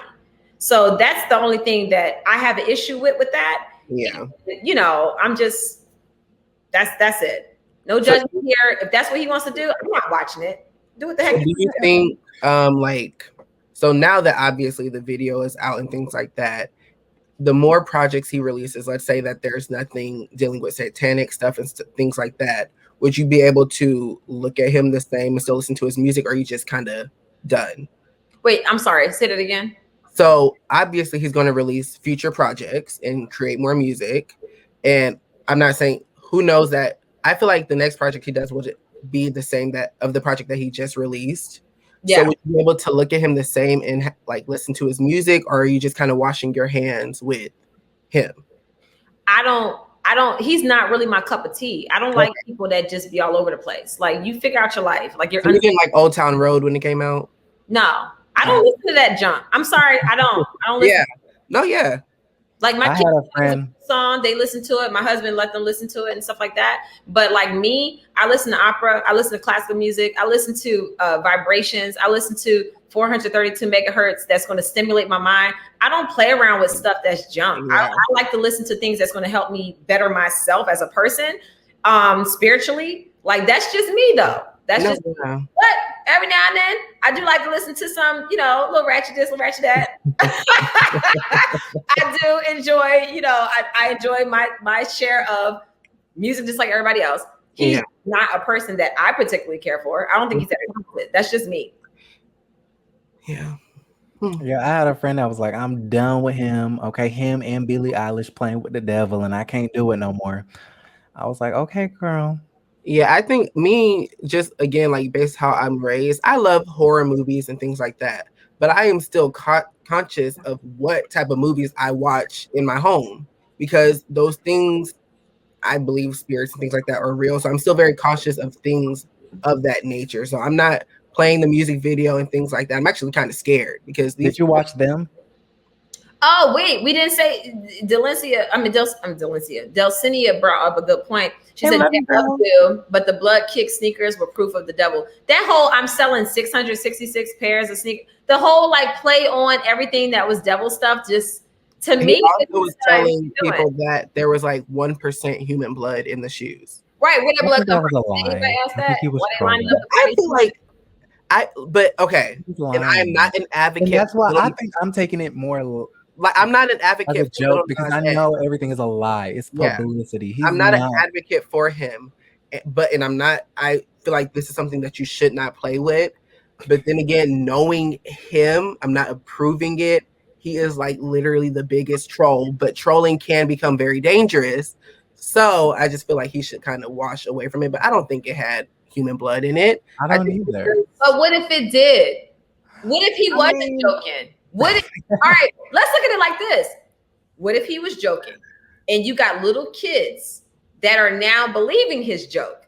And they're like, yeah, I'm going to get some human blood and put that in my t-shirt or in my coffee. Or that is a little dangerous. Yeah. So he has a lot of children who are following him.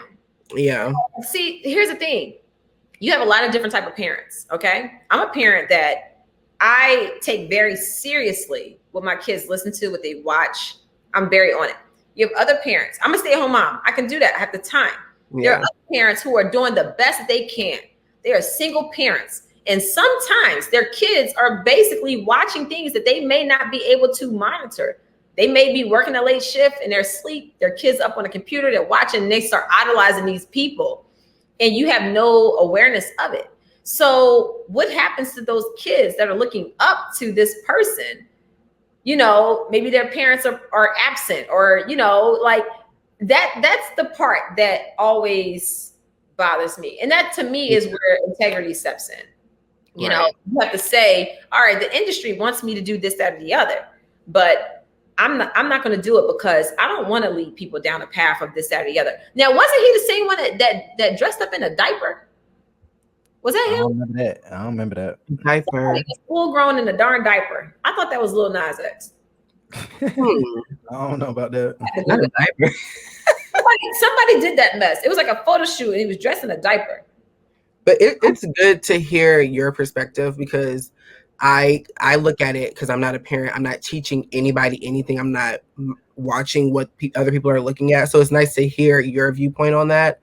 I like his personality, but I don't like agree with the stuff that he's doing. But I like his personality. He's funny. Yeah, I don't agree with it necessarily either. Yeah. But I mean, I agree with the fact that you're an artist, and so express your art. That's the baby. That was the baby in the diaper. He up in a diaper? Yeah. Look, the industry and the elites got all these people out here acting foolish. I kind of want to see that. Let me see. Look at that. full-grown diaper. For the crybaby grown-time man wearing a darn diaper. My kids stopped wearing diapers when they were 1. The baby. I'm just saying, potty training mommy and daddy. If you need help, potty training. I remember this. Ew. What? Yeah. Insane. Yeah, it was the baby. I knew somebody did. That was before. That has to be before he got like fame, because I don't know. I can't see him doing that now. Yeah, it's okay, he dressed as Nicki Minaj too, right? See, all of that type of stuff, like all of that, like that didn't bother me. When he dressed up as Nicki Minaj, that didn't bother me. Yeah. But the whole demonic stuff, when you start playing around with devil crap, I don't like that. Like that's not for me, and that's not for my kids ever. We don't play around with that, because then you wonder why they go to bed. They talk about they having nightmares and stuff. I don't even watch scary movies. Like that's just me, though. Yeah, that's just me. I don't toy with my spirituality. I had a conversation with somebody the other day, and they were I was letting the whole picture be shown because they were like, he worships the devil, blah blah blah. And what I explained to them is, he's not the only person who has played around with things like this. I love Nicki Minaj, but she has played around with things. Roman. At the Grammys, it was very satanic. Yeah, that's why I don't watch it. Lady Gaga, she has openly done a lot of different performances that. That's why I don't watch it. I don't watch none of them. Beyonce, I don't know. Michael. Let's get into it.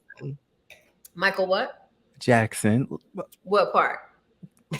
The part where he turned into a werewolf. That was very demonic. Thriller. Okay, Thriller. Thriller? Oh, I never liked that. Was very that was demonic. That was scary to me. I didn't like it. I don't know if it's demonic, but I didn't like it. So okay.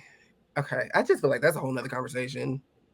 We can go. I'm not doing Wine Down Wednesday tonight, so we got to Okay. Because Riley had work to do, so she couldn't. Okay. She couldn't. So I'd cancel it. I was always brought up that Halloween is like a demonic type of holiday. Same. And so Thriller, that puts you in the space of Halloween. He's over here transforming into a werewolf, was it? And they say the devil. Yeah, he look like shape shifting, or however the hell you say it. Yeah. So is that not considered demonic? Oh, okay. In that sense, yeah, I can consider that. Yeah, I can consider that. But my thing is, I didn't see. That's the thing. Even as a young child, I knew not to open myself up to certain things. Like I've never watched the whole entire video of Thriller. I don't like stuff like that. I've never liked stuff like that. I don't like things that bother my spirit. I won't watch it. Yeah, you don't do horror. My husband hasn't watched a scary movie in 15 years because that's how long we've been together. Wow. 15 years. I don't play around. He'd be like, come on, let's watch it. I'll be next to you at night. I can cuddle you. You cannot rescue me from my dreams. So no. Yeah. I'm not watching scary movies. I don't play around with stuff in my spirit. I don't do that. As far as other people, like I remember 3 6 Mafia had their song out. That whole Lucifer, you're my God, you're my king. Mm-hmm. I stopped going to the clubs after that. I'm watching these people dance to a song and the beat was catchy and stuff. That's how they get you. The beat was catchy and stuff. And I was like, but when that's the part you hear, right? Mm-hmm. Then one day I was at the club and I hadn't started drinking yet. So I'm sitting back in VIP and I'm just like listening to the song. And I'm like, wait, what are they saying? Hold up. Lucifer, you're my God, you're my king. What? Not and my king. Like everybody's just dancing, like getting it. And I'm like, yo. Then I started thinking 3 6 Mafia, duh. That's the name of that dang one group. I was like, I'm done. Didn't even want to go to the club after that. Literally for like months. Did not go to the club. That 3 it 6. Literally freaked me out that much. And then I literally did not even hear those parts until I was at the club and I heard it and I hadn't been drinking. And they're literally in the background singing those lyrics. Yikes. Oh. Listen to the song. Y'all know what I'm talking about. I'm scared to listen. There's a lot of little stuff, subtle stuff, even in videos. And I just be like, yo, I am not, ain't trying to open up. Yep. Ain't trying to open up myself to none of that. Yeah. A lot of artists. So when y'all say, what about this person? What about that person? I probably don't listen to them either. Really? Yeah. I probably, if once I pick up on it, then I'm like, yeah, I'm done. I'm out of here. I'm good. So that was an instrument they put in the music. Well, I mean, think about it. Music is very influential. It is. Say one word and you can repeat and finish the song. The best part of waking up is Folgers in your cup. We never forget it. So when you're listening to music, you have to be careful because that stuff becomes ingrained in your mind and in your spirit. So you have to be careful. Once you recognize it, then you need to like check that. Don't play around with it. Yeah. Whoa. Yeah. It's deep. It's deep. And it all depends on where you are and what you are able to deal with. And certain things I know I'm just like, I don't like it. I listen to classical music. Put some music on for me. It's safe. And once I figure out what they saying, I might not like that. They be speaking in French. I see somebody commented, I woke up scared out of my sleep one night because of Beyonce's song Watermelon, which is Drunken Love. And I will never listen to that song again. What's in that song? I don't get it. Watermelon, that is a term for drugs. Are you talking about that? Drunken Love, what?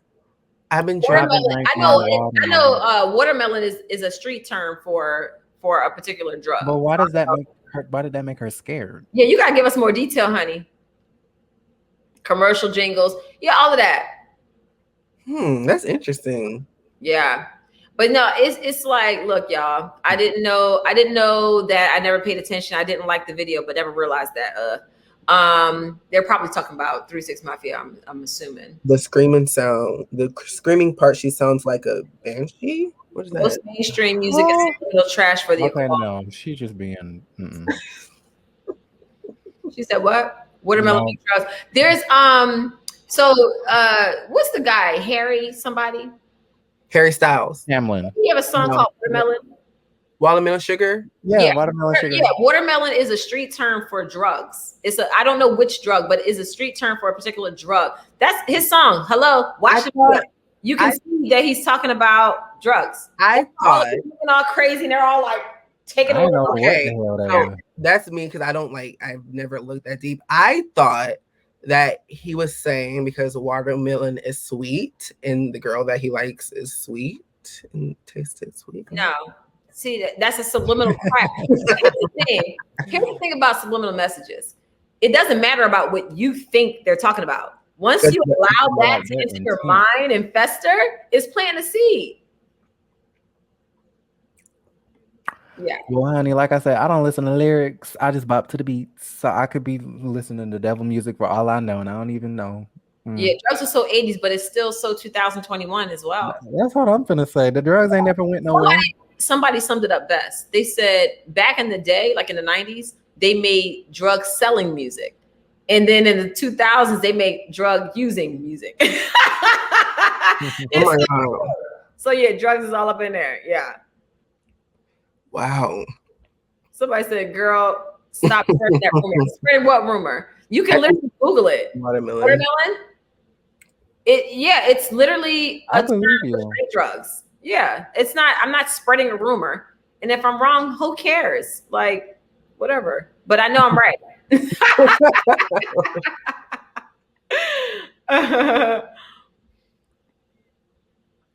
Like Madonna, she's always talking about the D and how she doesn't believe in God. Really?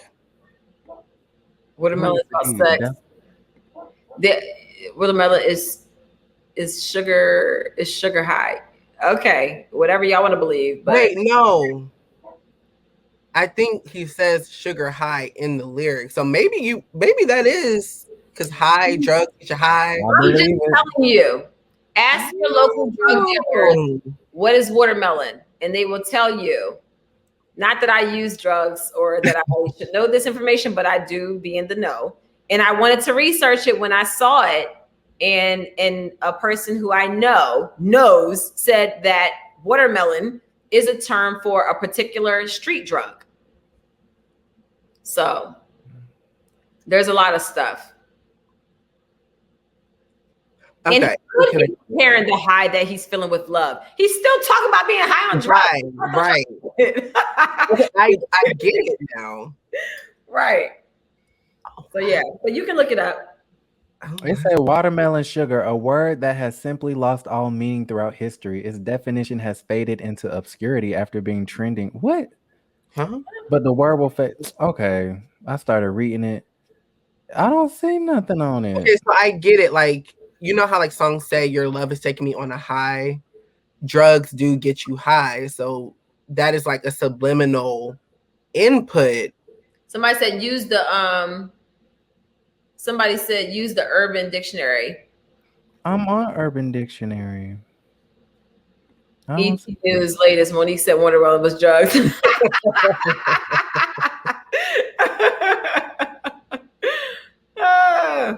Wow, that's these songs. Watermelon sugar high. Insert your street drug in the love he has. Like, it's not really that hard. Oh, okay. It says watermelon sugar high, the high one gets after sex with a woman. Watermelon sugar is referencing a woman's sexual organ and how it tastes. Hence why it tastes like strawberry on a summer evening. Oh I doubt that's what a woman tastes like. Sex does not get you high, though. Well, hold up now. Hold up. Pause. The releasing of certain chemicals does feel like a high after sex or after pleasuring yourself. But high that's a high. That's never felt like a high. I felt very relaxed in this time. Yeah, no, I feel good.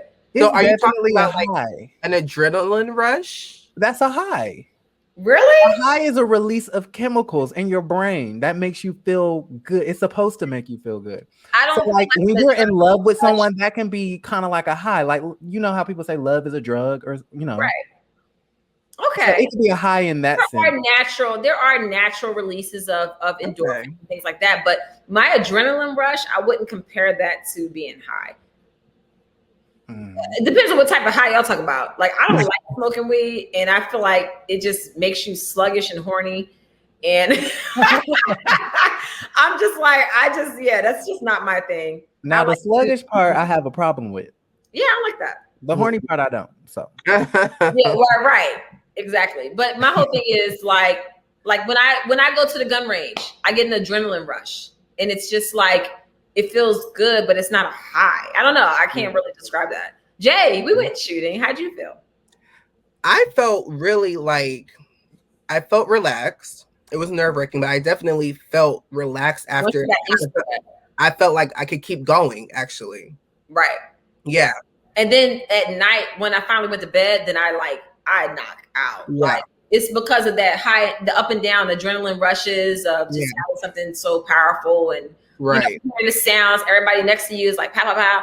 It's actually cool. But no, we went to the gun range. Jay came in town, and we went to the gun range, and it was fun. Just like, like, to me, we have so many knuckleheads out here using their guns irresponsibly. And me, I'm like, I don't want people seeing these mass shootings happen, and then they're like, I need to go get me a gun. And they just buy a gun, but they don't actually do any due diligence. They don't research it and all of that. They don't take the time to learn and properly train yourself. So I enjoy posting videos and pictures when we go to the gun range, because I'm hoping that people will realize that it's okay to own a weapon if you feel that you need that to be safe, but make sure you know how to use it, how to clean it, how to do all of those things, how to be responsible, how to lock it up properly, all of those things, and be responsible with it. That's what makes the most sense, because you'll mess around and being like, you mess around, shoot your darn self. Like, we done heard these stories, so just be responsible. There is a way to be a responsible gun owner, and I got like 10. So yeah, there's a lot of them. My house. Yes, please promote gun safety knowledge. Yeah. My mom tried to hand me her gun today. I was like, girl, yeah, you wanna definitely go. I told her I invited someone over to my house, and she was like, is that safe? Like, do you need my gun? And she literally grabbed her gun. I was like, I'm good. I want to learn how to shoot, though. I do. I definitely thought shooting would be much more easier than what it actually is. This is the same as what I was told. Urban Dictionary definition: the name for a type of street heroin that originated in South Georgia in the late 1990s. It is famous for its initial fruity taste when originally placed under one's gums. Thank you, Delcinia. Thank you. Okay, come through. Don't think I'm out here rumors. It's just a matter of where you are getting your information. But either way, we all know there's subliminal messages in music all the time. So while y'all may be thinking it's about sex, it may be about drugs. That's all I'm saying. Just make sure you know what the heck you're listening to. Mm-hmm. Wow. How you know it ain't what he talking about? Was you in there when he wrote the song? Did you interview him? Talk about when he wrote the song. It's called Subliminal for a reason. Subliminal. Yeah, don't think shooting a gun is like the movies, because you will definitely listen here. You gotta have steady hands. I was faking. I definitely shot the roof on accident. Yeah, I saw some girl on Instagram. Her hand was going there. I'm like, girl, put that thing hold down. it like this. No. And after this is what irks me about movies. They shoot a gun and then they put the gun in their pants. The gun is hot. Yeah. It's hot after you shoot it. So how you just gonna stick it in your pants? You're gonna burn yourself. You never put your finger on the trigger until you're ready to shoot. Yeah, crazy. Yeah. I didn't know that you had to like literally line up the sights. Yeah. Like it's way more difficult than people think. Yeah, it took me a while. Well, it didn't take me a while. I'm not gonna lie. I'm a good shot. But the first time I shot, the very first time I shot, I was terrible. And then I just kept practicing. And I'm just like this. I want to make sure that if an intruder does come in my house, I'm not gonna shoot my darn self. Right. If the gun jams, I want to know how to get the jam cleared. I want to know how to reload the clip. I want to know how many bullets go in each clip. I have a speed loader so that I can get my bullets in fast. But do not think bullets do not come through the walls and the couch. Yeah, that's why you get metal jackets definitely will go through, but when you get the hollow tips, they'll stay in the person. So that's why for your home, when you are trying to protect your home, you want to have hollow tips. You don't have full metal jackets. So if you have a hollow tip, it's going to go in, it's going to stay in, it's not coming out. And it's actually more painful than a full metal jacket. Full metal jacket will go through the person and through the wall and all the other type of stuff, depending on what size gun. Now, if you're using a shotgun, of course, if you're using a shotgun slug, that's going through walls. If you're using a shotgun that's pellets, that's not really going to go through walls. It's just a bunch of bullets that spray and they're really tiny. So that's the type of stuff that people say that don't know anything about guns. They just hear what they hear on TV and they repeat the garbage and they don't know. That's why you should educate yourself and just understand what it is and not just listen to the media and what they're saying about guns. Oh, they go through walls. Yeah, well, not a birdshot bullet. It's not going to go through a wall. So yeah, you just have to know. Yeah. I don't know nothing about guns. I don't know nothing. Yeah, buckshot. I said birdshot because they use them usually to shoot birds. I don't kill animals. I don't ever want to have to use my gun on a person. Trust me. Any of my guns. Yeah. That would be the last thing I want. Yeah, pellets are best because you can't miss. So in my home, pellets. But when you go to the gun range and you're shooting your shotgun, you have to use a slug. They won't let you use pellets. So that's just for practice. Somebody said, Monique, you don't need a gun. You have T'Challa. T'Challa will sound the alarm. Somebody said, Natalia, Monique, I think you're right about Watermelon Sugar High. When Harry was interviewed, they say it's about pleasure. And Harry said it's what people think the song is about. Look, I ain't going to just be saying stuff just to be saying it. But I'll take it how y'all want it. That's on y'all. Y'all don't want ingesting and digesting the information. So that's on y'all. Not digesting. I don't like hunting. No, I don't like hunting. No, I'm not killing nothing. I don't take pleasure in killing things. That's ignorant. If there's a spider in my house, I'm going to safely get the spider out. Ask my family. Oh no, baby, that thing is dead. No, animals and insects are our friends. Dead. Yeah. You're dead to me. Before you're even dead, you're dead. Even I'm such a tree hugger, y'all. I be talking to my plants. I be telling them, you're going to be so beautiful. I have this one plant that I thought was going to die. And I put it in a different spot where you get more sunlight. And I started peeling back where it was shedding and stuff. And that joint is huge now. I got to send you a video. I'm amazed, literally overnight. And I just talked to it and I stroked it a little bit. And I'm like, oh my God, you're so beautiful. Keep growing. And the joint is freaking huge. I'm blown away. My assistant saw it today. She was like, wait, is that the one you were going to throw out? I was like, thank God I didn't. I would feel so bad. One of my friends actually told me that, and please, y'all, take this tip. If you have a plant that you can no longer care for and you think it's dead, instead of throwing it in the trash, take it outside and just put it somewhere, because there might be a chance of saving its life. I mean, life is life, right? It's a plant, but it's still living. I'm just saying, maybe somebody will do it. So you have a green thumb. You like to No. My thumb is brown. I'm trying to turn it green. I'm terrible. Like, I'm not terrible, but I'm not that great either. So I'm trying to, like, you know, but I talk to my trees. I talk to the plants. Like, we have conversations. Not like that. Don't be thinking I'm crazy, y'all. Meaning, like, I respect everything that God made. Yeah. I talk to my fish. Yeah. I talk to them. So, and now myself. I'm to a point where I feel bad about having a fish tank. Why? Because they're trapped. But they're trapped, but they're in a loving, wonderful home. So are they really trapped? Yeah. Yes, they need to be in the ocean. Are they really trapped? You gotta Shout out to Christina Applegate. I don't know, but thank you for the super chat. Applegate. Hey, Christina. Yes, you have to prune your plants. Yes, I'm learning all about that. And I just got some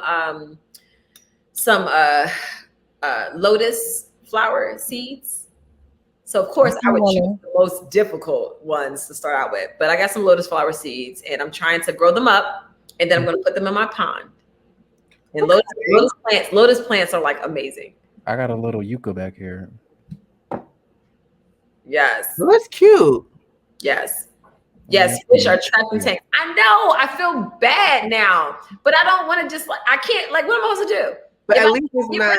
They're going to go to another trapped environment. So I just try to be. I feel like y'all. Your fish tank, there's enough room for everybody. It's very beautiful. Like, it's not one of those secluded like bowls that they're all cramped in. Like, I feel like that's fine. No. What's up, D Bishop? I used to work at an aquarium. I used to work at a zoo. Them animals are miserable. I don't agree with animals in zoos. Like, I just don't. I hate it. Yeah, I feel really bad about it. And I don't like the fact that there are African safaris that they protect the animals, but then they let these rich people come on to the conservation and shoot them. It's like a controlled environment of hunting. I don't like it. Yeah, the CEO of Jimmy John's got in trouble for that. I don't like it. I don't like it. Like, I just feel like, why would a person take pleasure in killing something? Yeah. Like, that doesn't, like, somebody said free Nemo. It's jacked up. I don't like that. Like, I just can't support it. I don't like when people have animals stuffed on their walls. Like, I don't even like fishing anymore. And y'all on the show about Tiger King. How'd you feel about Tiger?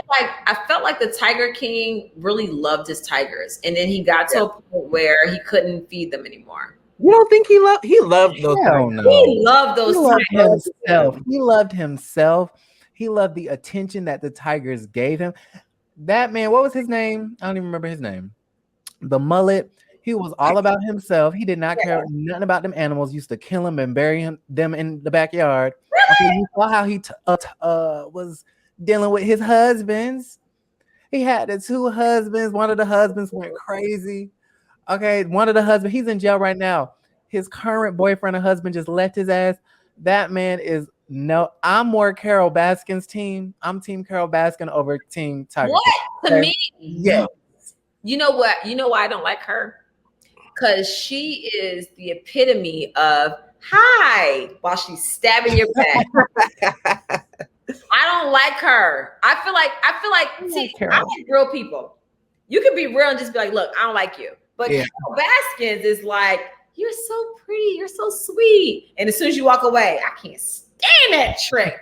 She to me is so fake, but then tries to act like she's so perfect. And why would anybody think that I would ever endanger my animals? I have proper kennels, and they in these tiny behind boxes. Worse than Mullet Man. Yeah, I really think he loved those tigers. I do. I felt like he did. I did. And then he had to start feeding them old Walmart food because he had money. And but plus, if you got to that point, you would have stopped breeding them. But listen, he was so money hungry that he continued to breed them, and then as soon as people didn't want to buy it, he had to let them grow up, and then he had to shoot their ass. But listen, you know, animals pick up on how you feel about them instantly. Like animals can sense danger, they can sense all of that. Those tigers, you can see how they interacted with him. They loved each other. No. Yeah. And then one of the tigers bit the girl arm off. Look, I definitely believe that she fed her husband to the tigers. His body ain't been down. I think she fed him to the tigers. But where's the evidence? I feel like there had to be some. The evidence is in their stomach. What you mean? No. In their tummies. I feel like, because think about it. If you don't feed tigers for a certain amount of time, and then they're so hungry, they'll eat anything. Now you got a nice old human flesh body, and I was tearing that mess up. She was like, I ain't got to burn this body. I ain't got to do nothing. I'm going to just feed it to the tigers. I don't know. I think she fed him to the tigers. The whole story sounds so sketchy. Where he at? Where he go? He went overseas and got lost. Oh, that's where he at? That was a good story, though. Right. Joe Exotic. That was his name. Joe Exotic. Mm-hmm. Yeah, she drained. That man had 2 husbands. She was smart though. She drained him for all that money and court fees, and he had no choice. I feel like his tigers actually looked more healthy than the other guy who used to have all of them women. He had more money because he was doing unethical things. But his tigers looked malnourished compared to Joe. Mm-hmm. They really did. Them people so crazy. Marley, have you ever dated outside of your race? Why are you asking me that? No, I have not. I've only ever dated black men. My first boyfriend, like my first like my sweetheart from high school sweetheart situation, he was mixed. He was black, and then he was half black, Puerto Rican, and white.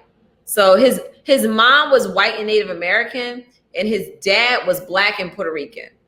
So it's a complete mixture. But I mean, when you look at him, he looked black.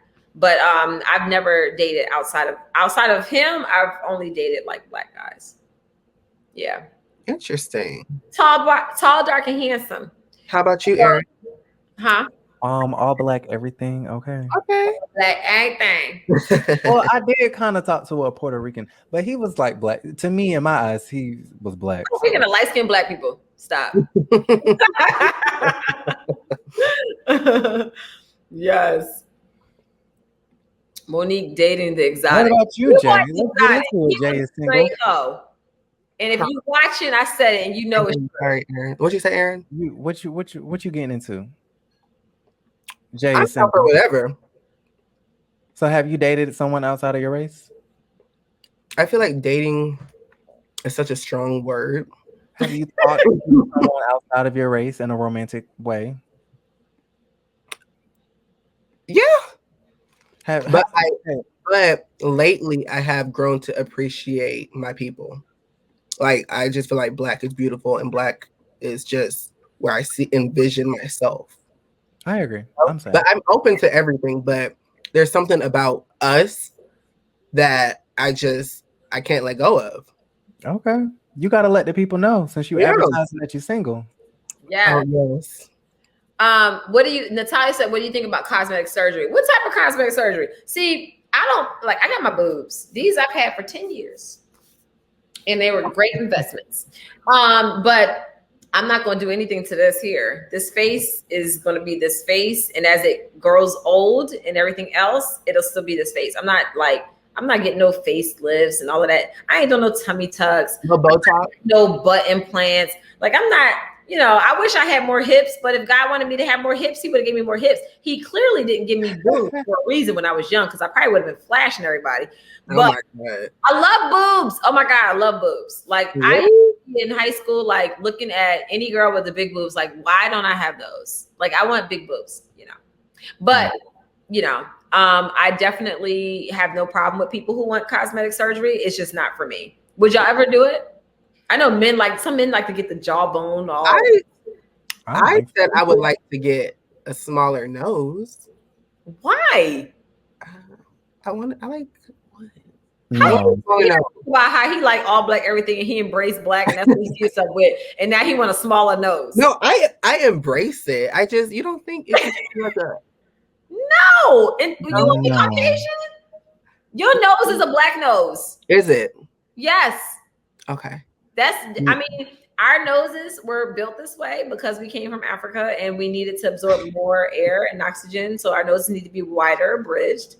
Caucasian people come from a colder climate, so they need more narrower noses so that they don't take in too much air, whatever. Your nose is fine. There's nothing wrong with your nose. Like, what are you talking about? Nothing wrong with your nose. Oh, you just irritated me. There's literally nothing wrong with your nose. Anything else you would get done? It's everybody said the same thing. Your nose is adorable. Jay, your nose is perfect. Natural is best. Your nose is fine. Thank you. So I'm kind of weird. I like a tight face. And I know it sounds crazy, but I like a tight face. I don't know how else to explain it. Okay, so what you want done? Suck some fat out? Maybe I feel like I have really fat cheeks. You do. But that's not a bad thing. Yeah. Face. But I have this like you're so handsome. Just leave it alone. Well, I have this cream. Well, never mind, because I feel like if I tell you what it is, you're gonna yell. But no, it's fine. Yeah. Once you start making one adjustment, I ain't gonna lie to you. 10 years ago, I decided to get my boobs done. And now I wish I wouldn't have done it. Why? Really? Yeah, because like after having kids and stuff, like I don't even feel like my boobs look like they did when I first got them done because the kids have sucked them dry. Wouldn't that be the same case if you would have never gotten them done when they changed, right? No, they just would have been back to like flat A's versus like I got boobs. I went through all of this and they still look small. You know what I'm saying? Like now I wasn't at one point, I didn't even have to wear a bra. Now I'm wearing a padded bra again, which is what I was doing before. You know what I'm saying? Like, are you supposed to go in every so often and like get them touched up or anything, or no? Technically, this is year 10, and I'm technically supposed to get new implants this year. Okay. But who wants to go under the knife again? I'm not trying to go under. You're not gonna do it. Get put to sleep. It's just like a tune-up. No, I don't want to do it. You're not gonna do it? You don't want to, or you not going to? I don't want to, but I might have to. If you do, are you just gonna take them out? Or are you gonna get some new ones? See, that's the thing. I can't take them out now. Now that I got them, I can't take them out because my skin is stretched out to this point. So if I take them out, I'm gonna be walking around looking like Game of Thrones chick. Breastfeeding for 10 years. You guys gonna look real sad. I'm just saying, like I say, think about it. Girl, go ahead and get those. All right, end up like Hazley. Don't talk about my girl, please. Don't. That whole. All right, let me say something about this. Right, this is what irritated me, is that when I saw the posts on Instagram and they were talking about Hazel E. She traveled to Turkey with her family and she had a mommy makeover and it went bad. The first thing I see in the comments was people judging her as a mom. Y'all don't understand how much that ate me up. I texted her, I reached out to her, made sure she was good. I said, if there's anything I can do, let me know. As a mom, she is a great mom. She's hands-on. She does not like traveling without her daughter. She wants her baby with her. She's raising her daughter. Me and her are similar in that nature. We've had conversations about that, about how we don't want anybody taking care of our baby while we're traveling. We want to bring our baby with us. The thing that irritates me is that her baby got sick while they were traveling. People started saying she shouldn't have took the baby. She was getting a mommy baby. Why would she take the baby? First of all, if she hadn't brought her, then people would be judging her saying, why would she go to Turkey and leave her baby home? You see what I'm saying? She did what she thought was best as a mom, which was to keep her family together. Things happen. People get sick at times from traveling. Things happen. Also, with her mommy makeover, I don't see anything wrong with that. That's what she wanted to do for her body after she carried this baby for 9 months. And then it's been however long since she had the baby. And I don't know if it was like an influencer deal where they basically wanted to promote their company and they maybe offered her the services that she wanted and she flew to Turkey for this whole grand experience and that company dropped the ball. You know what I'm saying? I don't think it was a situation of her being cheap and she's trying to go out of the country to get a surgery and not spend money. I do not think that was the case at all. I didn't ask her that. That's none of my business. But my thing is, where is the compassion? Like, she's literally being vulnerable and she's telling people, here's what I went through. This is the company I went through it with. And now me and my baby are sick. And nobody had compassion. Nobody said, dang, Hazel, we praying for you and your baby. I hope your baby gets better. I hardly saw any comment. I don't think I saw one comment of anybody saying, I hope your baby's okay. I hope you're doing well. Some people were commenting saying, you know, get better soon, all the other stuff. But there was so much judgment. And I was like, dang, there's so many celebrities out here who don't even take care of their kids. They be traveling the world and don't even take the kids with them, be gone for 6 months and don't even care. Mm-hmm. And this woman had her baby with her to make sure that she had that connection. And honestly, after what she went through, her baby is probably the reason why she's still living right now. So don't get me started on Hazel E. Pray for my girl. Do that. Wow. So is she still out there? No, she's back home. Thank God. Okay. She's recovering. She's doing better. And you know, I actually sent her a care package from Mila Eve last week. And I'm gonna check on her tomorrow because I was actually gonna text her last night, but it was like midnight. I didn't want to text her too late. So I'm gonna text her. I'm gonna text her and make sure she's good. But yeah, I didn't like that. I didn't like that. Oh man, I felt bad. I felt so bad. And the reason I know her is because we connected through my podcast. She came on my podcast. She was episode 15, I believe. So if y'all want to check it out, Not for Lazy Moms. And she talked about her whole story as you know, becoming a mom and how it's changed her and everything. And I respect that. So we're talking about Hazel E. So yeah, just, you know, yeah, my implant might rupture. Yeah, I heard that. I don't have saline. I have silicone. So they're different? Yeah, saline can rupture like easy. It's a bag of water, basically. Oh. Silicone is more like, you know, and I have the one that if, say for instance, if it did rupture, it's the silicone that won't leak. It actually will. So say for instance, if something like banged my boob and it split it in half, it would just stay in 2 pieces. It won't like drip off into any other parts of my body. Yeah, I spent that extra money, y'all. Yep. Erin, I don't think would you ever get any cosmetic surgery done? No, I don't think so. I kind of wanted my teeth done. It's just a one tooth. I went to the dentist the other day and I said, it's this one tooth up here that bothers me. Mm-hmm.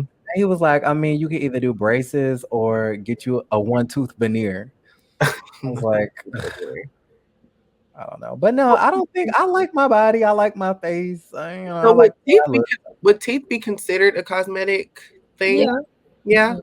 Please don't get veneers. I want them. Yeah, because I be seeing them. They be having a big chumpy chipmunk. Did you see how tiny my teeth are? My teeth are very tiny. They're tiny for a reason. They match your face. But I say I feel like I have medium size teeth anyway. So if I was to put a veneer on top, because nowadays they're not shaving. The popular thing is to just put them on top of your natural tooth. Because the old school veneer way is for them to shave them into chiclets. They're not doing that no more. They're just putting it on top of your teeth. So if you already have medium to big size teeth, you're just going to have even bigger teeth. Well, can you get veneers removed? Yes. I thought that, maybe old school was they shave your teeth down. So if you remove them, you're going to have little stubbles. Right. If you remove it, you do have the chiclets. But nowadays, a lot of people are getting them to where you can remove them and have your normal tooth back. Really? It's like a mold, basically, is what it is. Wow. I just feel like my teeth are so small. I did. Dang, my mouth is all purple from this. I mean, you could get veneers if you wanted to. Yeah. I did, what's that? Dang, I forget what it's called. Darn it. It's not Invisalign. I did something else where they put the brace inside of your teeth. And it was amazing because see, when you get braces, sometimes it's not just for correcting your teeth, it's correcting your bite and your jaw. So with me, my back teeth, when I closed my mouth, would not touch. And I thought that was normal. I didn't know they were supposed to touch. All my life, they didn't touch. So wow. I always make comments. I see people on like Instagram that make comments about how I hold my mouth when I talk or when I smile. And it's just because my jaw alignment is not normal. You know what I'm saying? Notice that. So, yeah. So I mean, but it's fine. But after I got the braces, it actually helped. It improved my sleep. It improved my smile. So when I don't wear my retainer is when you can tell, because then my smile goes from this big to like this big. It's like my mouth won't open up all the way. Yeah. And Chris doesn't like that. Really? All the way. Wait, hold on. Because you can't open up your mouth that wide. Is that one? Jay's like, oh, okay, wait. Oh God. Oh my God. Yeah, I've heard that. I never even noticed. Yeah. I am thinking about getting my eyebrows like trimmed down a little bit though. I'm getting I want to like trim my eyebrows. Wow, you do have very thick eyebrows. Yeah, they're nice though. That's a blessing. I love you can get them shaped up. You can get them shaped up. Yeah, you can get them shaped, but not I am like 2 stops away from a unibrow. Okay, no, you can get the wax. You can strip that, but keep that fullness. That's amazing. Right. So just shape it up and just wax the middle. Poncho, Monique, I got my box today. Thank you. I ordered $300 worth of product. And thank you. And I remember your order. Thank you. You ordered up the whole store, and I appreciate you. Thank you. That's amazing. Let me know if you need any help with any of your products. Just send me a message, info@milaeveessentials.com. I'm always responding and giving people tips and you know, anything you need. Just let me know. Thank you. I appreciate your order. Nice. Oh my gosh. I'm trying to figure out how it would look with a shape. I don't know what that would entail. Wait, I'll talk about. The retainer is placed after braces if you don't want to wear a removal. Yeah. I got a permanent retainer in my bottom teeth because I'm really? Oh, permanent? Yeah, it's just like a little bar, and then they put that hard stuff over top of it, and it keeps it in place. So when I floss my teeth, I got to use one of those little like those little things. It's like it has like a little hoop, and you run the thread through it. I mean, not the thread, but the floss, and then you have to put it through your tooth and pull it through. Yeah. Interesting. But it works. I mean, because the thing is, if I start wearing my retainer and I didn't have that, you know, I'd be at the very beginning. Threaded brows are best. Yeah, my sister and my brother used to get their eyebrows threaded. I've never done that before because I pluck my eyebrows myself. I maintain my own eyebrows. So I don't know about that life, but they say it's great. I heard it hurts. Yeah. But your skin kind of starts to get a little tougher when you get it more often. I ordered the lemon. It just came in. It smells amazing. Thank you. So many people ordered lemon and calmed down. I literally ran out. Like I had like 50 bottles and they were all gone over the weekend. So I'll have more in on Friday. My order arrived today. Yeah, I was not playing. It was almost 500 orders, y'all. Got all of them out weekend. Yeah, Jay was here while I was packing up some stuff. Mm-hmm. Yeah, and he saw that whole stack that I didn't even get to. Yeah. Insane. Yeah. I'm looking at there's a local distribution. It's like a third-party distribution where they will actually like take video of me packing the boxes and see exactly how I do it. And I'm thinking about going down that road and do my orders. Yeah, because I feel like if I allow someone else to go ahead and take over doing all of the packing of the orders as they come in, now I can use my time more to market and promote. And then I'm trying to get a store. You know, I want to have a store. I want to do pop-ups. So I'll have more time to do that. Because right now, if I travel, I can't travel right now. When people say hands-on, you're printing the labels, you are on the floor, you say this is what they need, you get up, you go to the shelf, you get it, you come sit back down, like you are. Yeah, I'll be seeing the Instagram stories with all of the boxes on the flow, child. She be in there mixing stuff together. I'm like, oh my goodness. They saw me actually because I ran out of bath salts that I made. So The bath salts I have in a container, like a big jug that are already mixed with the oils and everything. And then I have to like pour them into the small containers, put the labels on the outside, put the labels on the top.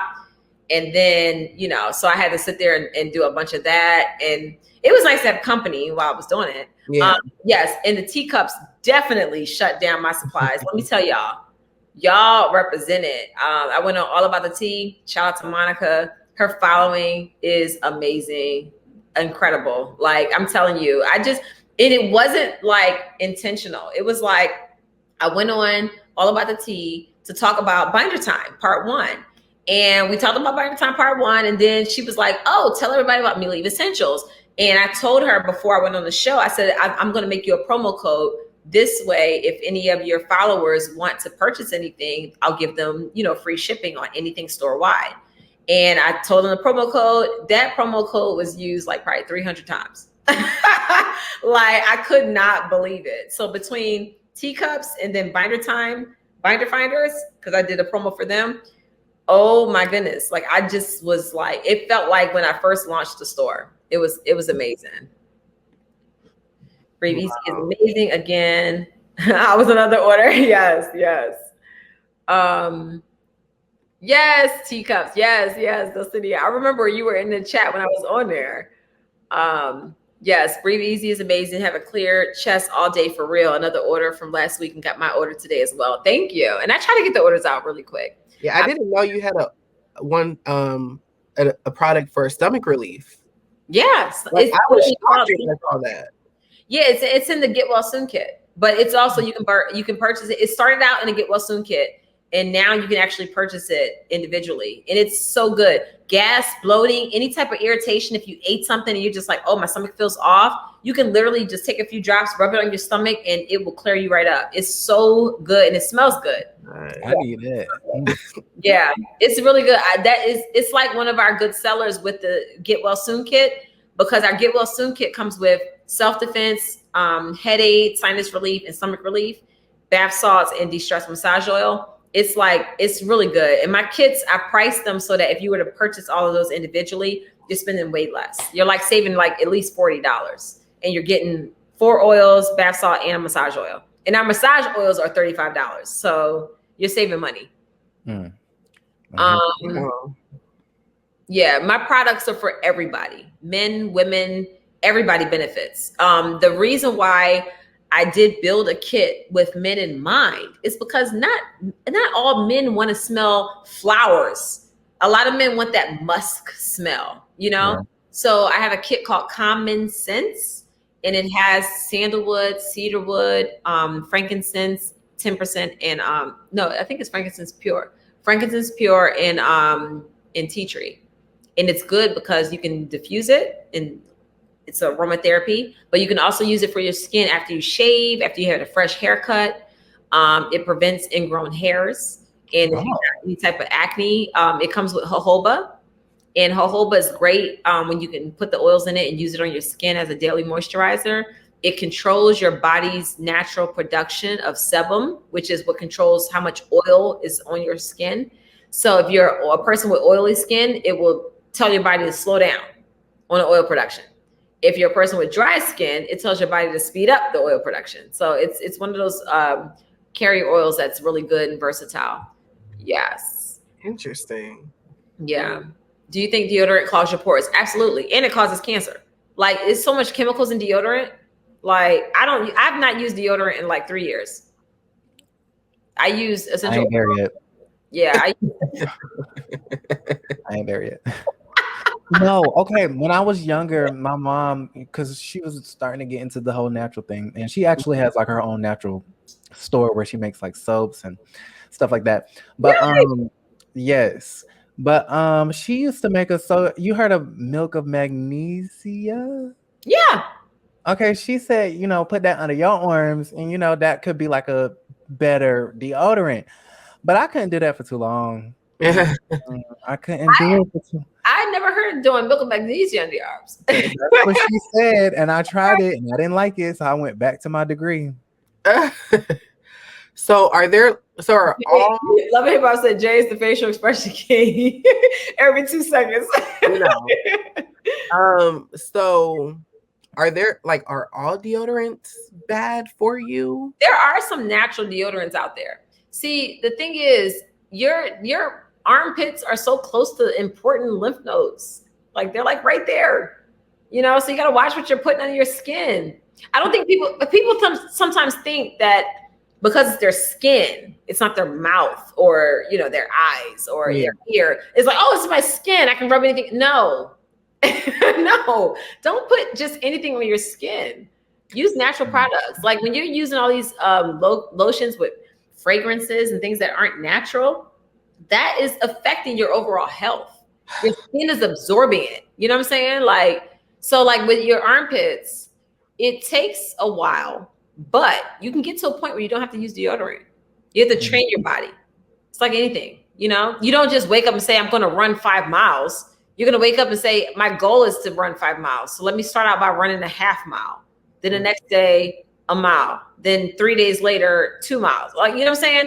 It's the same thing. So like with deodorant, I started out by using apple cider vinegar. I would put it on a cotton pad and I would like wipe my armpits after I got out of the shower. Coconut oil. Then I was like, oh, wait, I can incorporate essential oils too. So at least there's some scent. And I started using patchouli. Then once I came up with my own skincare line, my own Mila Eve Essentials line, my essential oils line, I started using Mila Eve Signature Scent. And I like it because it also has patchouli. Patchouli is good because it's antibacterial, antifungal. It covers all the bases when it comes to what causes odor under your arms. So I started using that. If you use apple cider vinegar, do not use it after you've freshly shaved. It's going to burn. Yikes. So you mix it with coconut oil. You can take like a tablespoon of coconut oil and maybe take like a teaspoon of apple cider vinegar, mix it up, stir it up, and then add like a few drops of whatever essential oil that you like. It could be rose, it could be neroli, it could be lemongrass, it could be whatever you like to smell, bergamot, whatever. Mix it in there, and you can literally make yourself a little like underarm paste and take that, rub it under your arms after you got the shower. And if you need to use it more often, that's fine. Throughout the day, you'll probably need it several times in the beginning because it's purging out all of that crap you've been using in fake deodorants. So it takes a little bit of time, but you'll get to a point where you'll be like, yo, like today I didn't put anything under my armpits. I got in the shower, washed up, whatever. Still smell good. Period. It's so stressful. It's not. It's fun. It is. It's fun. It's so stressful. I just went to Bed Bath and Body Works and stocked up on fragrances and lotions and oh baby. What? Speak what? They don't sound natural to me, but okay. You looking up fragrances? Somebody asked a good question. Monique, what's an oil that everyone should absolutely have? Okay. What's a beginner? Like if I'm a beginner. Oh, all right. Well, that's 2 different questions. I can tell you something that everyone should absolutely have. Y'all ain't gonna like the answer because it's one of the most expensive oils, but it literally is a cure-all for like everything. And when I say cure-all, I don't mean FDA, don't come get me. I'm not talking about like cure-all. I'm just saying it's used for so many different things. Okay. Helichrysum. It is a must-have for me. I have to have it. Since I started getting into essential oils, I always made sure I had a good supply of helichrysum. And it is an oil that increases your body's cellular reproduction. So when you are wounded or scarred, or if you're bleeding, it stops the blood, it clots faster. If you need healing, it increases your body's ability to reproduce whatever cells are needed to heal. So like my son had he had to get stitches. And normally they tell you to come back 4 days later to remove them. I was using helichrysum on his scar. His skin grew back so thick that they had to darn near do another darn surgery to get the darn stitches out because his skin grew back so fast. Wow. So yeah, it makes your body's cellular reproduction speed up. It's great for the women out there, menstrual cramps. It's amazing. Like literally, won't even get them no more. Like, so for people who would like have like really bad cycles and they're like literally can't even go to work, use the helichrysum heat pad, good. And you use it often. And every month that you use it, you'll notice that your cramps are less and less strong. So it's one of those oils that's just amazing for everything. Ear infections, ear aches, headaches. Helichrysum is good for everything. I take it, rub it behind the ears and in front of the ears. And if it's an ear infection that's active for like kids, cotton pad, like a little cotton ball, put coconut oil, like soak it in coconut oil so it's wet with coconut. Drop a helichrysum, stick it in the ears. Within 10 minutes, 15 minutes, pain is gone. And then you just keep using it. Helichrysum is like literally an oil that can solve everything. It's amazing. It's good for eczema. It's good for dry skin. That's a question. On and on. Yeah, you need to send it to Portia because she was posting about. I talked to her last night. Yeah, okay. Yeah, I talked to her. I have, okay. Look, the 95 people that are still here, y'all about to get some tea, okay? Anybody out here that's listening have issues with eczema, psoriasis, rosacea, anything like that? Anybody? You're going to hear this. Okay, I'm about to drop some tea right now. I wasn't planning on doing it because y'all be irritating me when y'all be like, when's it coming out? When's it coming out? But I'm going to tell y'all. So I have a skincare line that I told y'all I'm going to be releasing this summer. I've been thinking long and hard because I keep getting comments about eczema and I feel really bad for people. They're emailing me. They're like, I need something for my skin, my kids, my this, my that, eczema, the skin's bad. I'm going to release my toner within the next 2 weeks. So it's called Flawless Glow Toner. It's a part of my skincare line. I'm going to release it in a temporary bottle because it's not going to be in the packaging that I want it to be in, but I really want to get it to my customers like right away. It is a formula that has about 8 or 9 different essential oils and other ingredients. And it's a liquid.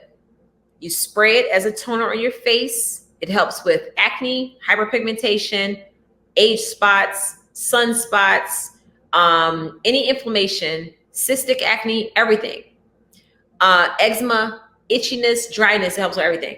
And then you can use it on your face. You can use it on wherever you're having a reaction. And then you put your moisturizer on top of it. And then you can even spray yourself for mass acne. This is what I use. I'm telling y'all what I use. People always want to know what I use on my skin. Whenever I have to wear a mask, I carry it. I want to see if I have a thing. I don't have one down here.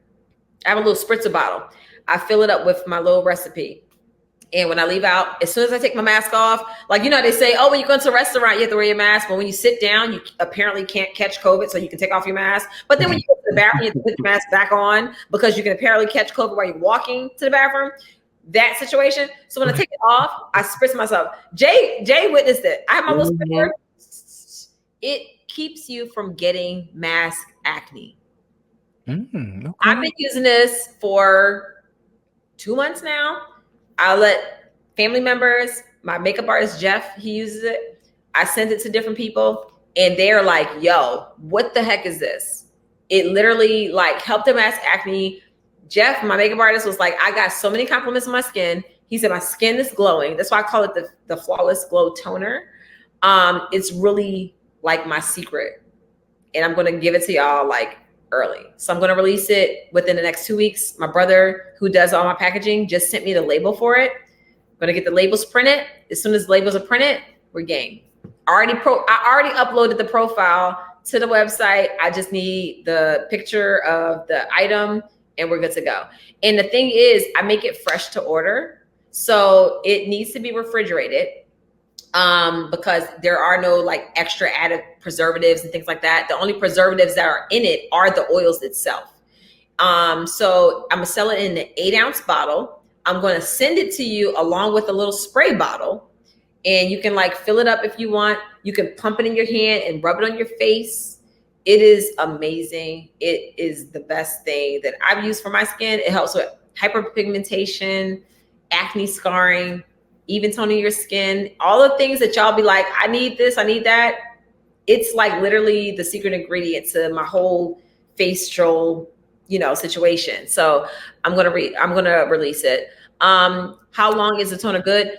If you refrigerate it, it can be good for like 60 days. If you don't refrigerate it, 30 days. But when you get the package, it's going to say on the bottle, it's going to say shelf life 30 days. And that's because I'm assuming that people are they're going to forget to put it in the refrigerator. So it's going to say 30 days. How much is it going to cost? Does it have an expiration date? I just told you. How much is it going to cost? It'll probably be around $20. Okay. Oh, okay. I'm not 8 ounces, $20. I'm not, y'all see my products and y'all compare them with the prices of other companies that have essential oils. Y'all already know. I'm not trying to break y'all necks with my pricing. I just don't believe in that. I really want to help people. I have an open sore on my toes. Would Hello Christmas help that? Yes. And tea tree. Use tea tree for your toe. Tea tree or Raven Sarah. Yeah, honey, we got to get that together. Yeah. So, tea tree or Raven Sarah. But Hello Christmas will work too. But I'm just saying, as far as like an antibacterial, I don't know if it's fungal, antibacterial, tea tree. That's always my first go-to. Now, see, another reason why you're my fave, you listen to the people. Thank you so much. Really appreciate you and your dedication to your followers. Thank you. No, because people, I feel bad because people have been asking me about eczema for a long time. And I really feel like I figured out a real alternative for products when it comes to eczema. And you can use your normal products. It's just an accompaniment with what you're using. And it's really good. So I've been testing it, and I didn't want to put it out there until I knew for sure that it worked for people with different issues. My husband has oily skin. I'm combination. So I made sure I tested it out on every different skin type, and it works. Is the toner good for blackheads? Absolutely. You'll get to a point where your blackheads won't even come out. It won't be an issue for you anymore. It's going to purge your skin, and then after it purges, then you're going to realize, like, wow, my skin looks like Monique's. Yes, mass acne. I had a person that actually wrote a review today about their mass acne, dry, flaky, itchy, dark marks, and they used my Flawless Skin, and they used coconut oil with it, my fractionated coconut oil, and they said they used it every day, and they've been using it for a month, and their mass acne is like no more. So no, yeah. Amazing. Yeah, this is good for age spots and everything. This is going to be probably a bestseller because it covers so many things. A lot of stuff. Yes, it's really good. This is why I've been using it. Like, I've literally been using it for like 2 months now. And it come out in when? 2 weeks. Yeah, 2 weeks. That's what I'm estimating because it may be sooner. The only thing I'm waiting on is my label. Literally. Yeah. So as soon as the labels are printed, we're good to go. Sasha said my 12-month baby has really, really, really bad eczema. I would say get some vitamin E oil, cold press, all natural vitamin E. Get some lavender, tea tree, eucalyptus. You can mix it all in. Just do maybe like for a teaspoon, or I won't even say a teaspoon. If you have a 1 ounce bottle, 30 milliliters, you can put like 10 drops of lavender, 8 drops of tea tree, 4 drops of eucalyptus. Rewind that and repeat. And try that. Use vitamin E oil, avocado oil. Those oils are really good for eczema. You can use jojoba, which I sell. I don't sell vitamin E or avocado oil, but I do sell jojoba. But you can get it from anywhere. Buy my oils because they're natural. They don't have any chemicals and not fragrances. But you can get whatever carrier oil that you prefer. But try that. And then in 2 weeks, you can try my spray. Yeah. Yes. Yes, when Portia was asking on IG yesterday, I literally was like, Monique. Somebody called Monique. Yeah, I reached out to her and we talked. So I'm going to send her some stuff. Yeah, eczema. Everybody has eczema. I swear. That's why I was like, I really need to investigate this and see. Thank you, Cynthia, for the super chat. She said Lucifer was the angel of music before his fall. That's why music industry is so demonic. True. Fact. Really? Yes. Y'all didn't know that? I think I did. He was the one that was leading all of the instruments. No, I knew that. That was the story, at least, Yeah.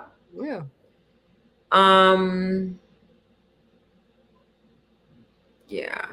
Someone said something about a blood infection. I saw that. What's going on? Wait, where? What's at the way bottom? Oh, I hold had on. a So, blood infection. I've been sleeping on my side, and now I'm getting up. Thank you. Whoa. Okay. Spent $160. Thank you. I've been sleeping on my side, and now I'm getting ingrown hairs in my inner thighs. I need help. I need something for scarring, preventing, and if it gets infected, tea tree. Oh. That tea tree, anything dealing with ingrown hairs, scarring, infection, tea tree will cover all of it. Sandalwood is great for even toning the skin. If it's like an eczema type situation that starts to occur, sandalwood is great. Lemon is good for even toning the skin. Lang Lang is spelled Y-L-A-N-G. Lang. So yeah. Aloe for cuts. Aloe is great. Aloe is good for hydrating the skin. Oh my God. My son, Chase, is not dealing with this whole pollen situation well at all. And it is, I mean, you get to these points in life where you basically come into contact with something that you just like, what in the world? So for a couple of days, it was like, I felt as though I was like, yo, the oils aren't working. Like nothing's working. Like what the heck is going on? And but I stayed adamant with it. I was like, all right, I'm gonna still keep using them, diffuse, put them on them. And every day he got better and better. But what the problem is that I didn't realize it was the pollen. So then we're back outside meditating in the sun and he's in the grass. Right. You know? And so it just kept coming back. And I'm like, what is going on? Then it turned into this rash. So like it started coming out through his skin. So he had like different little bumps on his back. Then they started coming on his face. And then when he started scratching them, they would spread. I'm like, yo, what's going on? So what I did was I put aloe. I have a like all natural aloe. I put a few drops in my hand. I have a little botanical serum, which is what jojoba, my flawless skin, vetiver, and lemon. I put 3 drops of that on top of the aloe. Then I used turmeric essential oil, which don't even ask me, it's not in the store, but it will be in about 2 weeks. Turmeric essential oil, because I've been testing it out. I always tell y'all, I test the products first before I send them to y'all. So I put turmeric essential oil. That has been the only thing that stopped his itch from the pollen and his allergies and has been clearing up his skin. Wow. Yep. Aloe, my little botanical serum, which is going to be a part of my flawless skin collection, and then turmeric oil. So yeah, turmeric oil, my turmeric essential oil is going to be out in about 2 weeks. I was going to wait, but I'm not waiting because I'm like, too many people are suffering. Skin is like the biggest issue right now. Skin and breathing. Those are my best sellers. Like that's what people want. They want to breathe, they want to sleep, and they want good skin. So I'm like, I'm not going to hold it. I'm going to put it out as soon as I get my labels. I got y'all. I took the coconut oil and apple cider vinegar advice and let it get solid instead of clean deodorant container. Inside a clean deodorant container. And that's what I'm starting out with now. Awesome. Yep. And then add a little essential oil to it and give you a little scent. It'll be good to go. All right. Let me go down. You said, yeah, turmeric is amazing. What were you reading, Jay? What were we talking about? Something you started reading a comment. Oh, hold on. Let me see. And you was like, it's all at the bottom. Oh, about the blood infection. Blood infection. Yeah, the blood infection. Blood infection. Yeah. I also have Graves' disease and autoimmune disease, and it comes with eczema and skin issues and so much more. Oh gosh, I've heard of Graves' disease. I'm not really that knowledgeable of all of the symptoms, but when it deals with eczema and skin issues, is it? Just answer me this: is it like dry skin? Because you know, when people say I have eczema, it could be eczema to the point where their skin has like the bumps and things, and then they break, and then it's like it ends up being like bacterial and stuff, or it could be dry skin. So when people say eczema, I don't know exactly what one you're talking about. So just let me know. You said blood? Yeah, I think it was Crystal. She was talking about the open sore on her toe and asked about the helichrysum. And then I scrolled down and she said, "Thank you. I had a blood infection." So maybe because yeah. Okay. I have major issues with acne. When I think I found a great product, my face gets work. I'm definitely going to try your toner. Thank you. Okay, so I don't know if this is you, but I'm gonna just say it just in case. When it comes to acne, if you're having an active breakout, do not be vigorous. Don't exfoliate. Don't do anything that's harsh on your skin. Use your hands to wash your face with your face wash, just old school hands. Because what happens is if you are having an active acne breakout, if you break the pimples, they'll spread. Because what's inside of those pimples is bacteria. So you don't want it to spread. So sometimes what happens is you'll find a great product, it'll work, and then your skin actually purges. And you think that, oh my God, the product's not working anymore, but really it's just a part of the process. So just stick with it and maybe stick with it for another 2 weeks. See how your skin is doing then. But just make sure you're not doing any major exfoliation. You can do clay masks. Like you can do like a charcoal clay mask or a turmeric mask, but do not exfoliate because you don't want to spread that acne. You want to kill the bacteria first. Okay. Dada Mimi said, I make my own coffee scrub. It's so amazing for my eczema. I use coconut oil and organic hemp coffee honey. Oh, okay. Look, I'm all about the natural. Yeah, I need to start living that lifestyle, the natural lifestyle. Yeah, it's good. That's how it's supposed to be. Yes. What moisturizer should I recommend to my BF with something like eczema? Not sure if that's what it is, but it's like it. Jojoba's good. Grapeseed is good. There's a lot of carrier oils that are really good moisturizers. It just depends on how your body absorbs them. But I always say jojoba is nice because it pretty much is like, it's great for people with oily skin or dry skin. It does both. Yeah. What other product? Graves' disease makes extremely skinny, and my skin gets hard and dry, flaky, kind of scaly. Where is that? It's at the bottom. Okay. Oh yeah. Then you'll definitely like the spray I'm about to come out with for sure. But for dry, flaky skin, sandalwood is great. Flawless skin with coconut oil or grapeseed oil or jojoba is really good. Let's see. In what order do you use the toner regarding the skin cleaning products? Okay, so the toner you use after you wash your face. So what I do is I have it in a little pump bottle because I like to put it in my hand. So after I wash my face, after it dries, then I pump it in my hand, I rub it on my face, and then I put my serum, I put my moisturizer, and then I'm extra. I put it again after my moisturizer to seal it in. Because the toner that I have, it acts as a sealant, and it protects you from environmental situations like pollutants and stuff in the air. So it's really good. And it protects you even from the sun. So UV rays and things like that. So yeah, I like to put it on even after. And then I have a little spray bottle that I put in my purse and I carry it around with me. Because when I gotta put that annoying mask on, then I can take the mask off and I spritz my face. So you do that daily? Huh? You do that daily? You use twice a day? Okay. Yeah, I use it twice a day when I wash my face because I wash my face in the morning and I do it at night. But then in between, if I'm leaving the house and things like that, I carry a little spray bottle and I spray. If my face feels dry, I'd be like, I do my kids all the time. They be cracking up. Because I'd be like, close your eyes. My son Chase hates it. So it's like punishment for him. So I'm like, if you're not listening, I'm going to spray your face. And he'd be like, okay, mommy.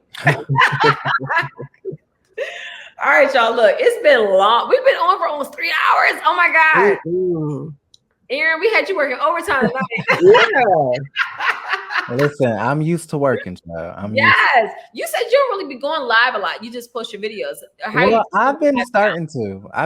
Actually, your live was, I think, one of the first ones I ever did. We talked about that. I remember. That's why this one made me ask. Look, so y'all got me hooked, and now I've been doing them more recent. So yay! I love it. I used to follow Aaron's YouTube like years and years ago. He making you feel old. Years ago, right? No, it wasn't that long ago, but yeah, I used to follow him. Yes, and then Jay hit me up, and I was like, "But I never." Have you ever hit me up before? No. Okay. But we follow a lot of the same mutual people. Yeah, that shocked me. When people say that, I'm like, huh? Like I met someone the other day and they was like, oh, I used to watch you when you was with, and I'm like, girl, Yeah, so long ago. It's a whole new different life now. I know. That's crazy. But see, you're still relevant. Look at you. Listen, I'm trying. That's all I can do is try. But I'm glad you guys had me back. I love y'all. Sure. Yeah. I think you're the only. I don't think we've ever had just one guest ever. No. I don't think so. I think so. It's never been three. What are you still doing up? I'm honored. I'm about to go to bed, but can I have a hug? Oh, it's 10 o'clock. Yeah, you're tripping. Look, he wouldn't be nosy. Hi. Hi. But the bed, boy. Good night. Where's Milani? She sleep? She's about to. Tell her to put her bonnet on her head. Christopher. Yeah. Tell her to put her Protect bonnet the on. edges.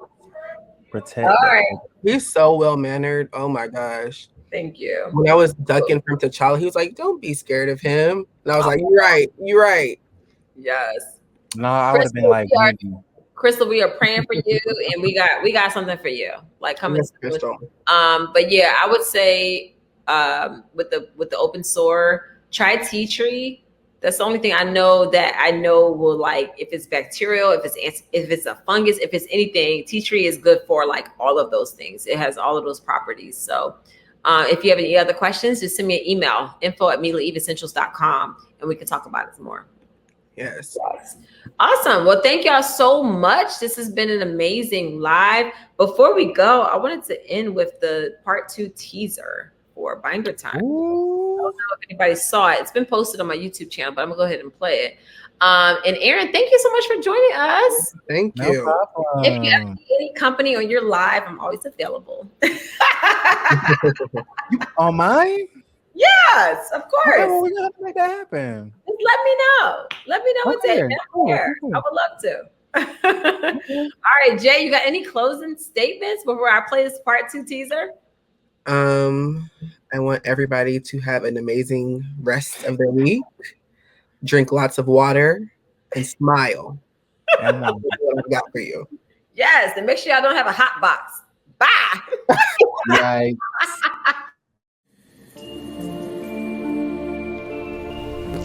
Gather around the fire, boss squad. I have a story to tell about a woman so sad that her neck completely fell.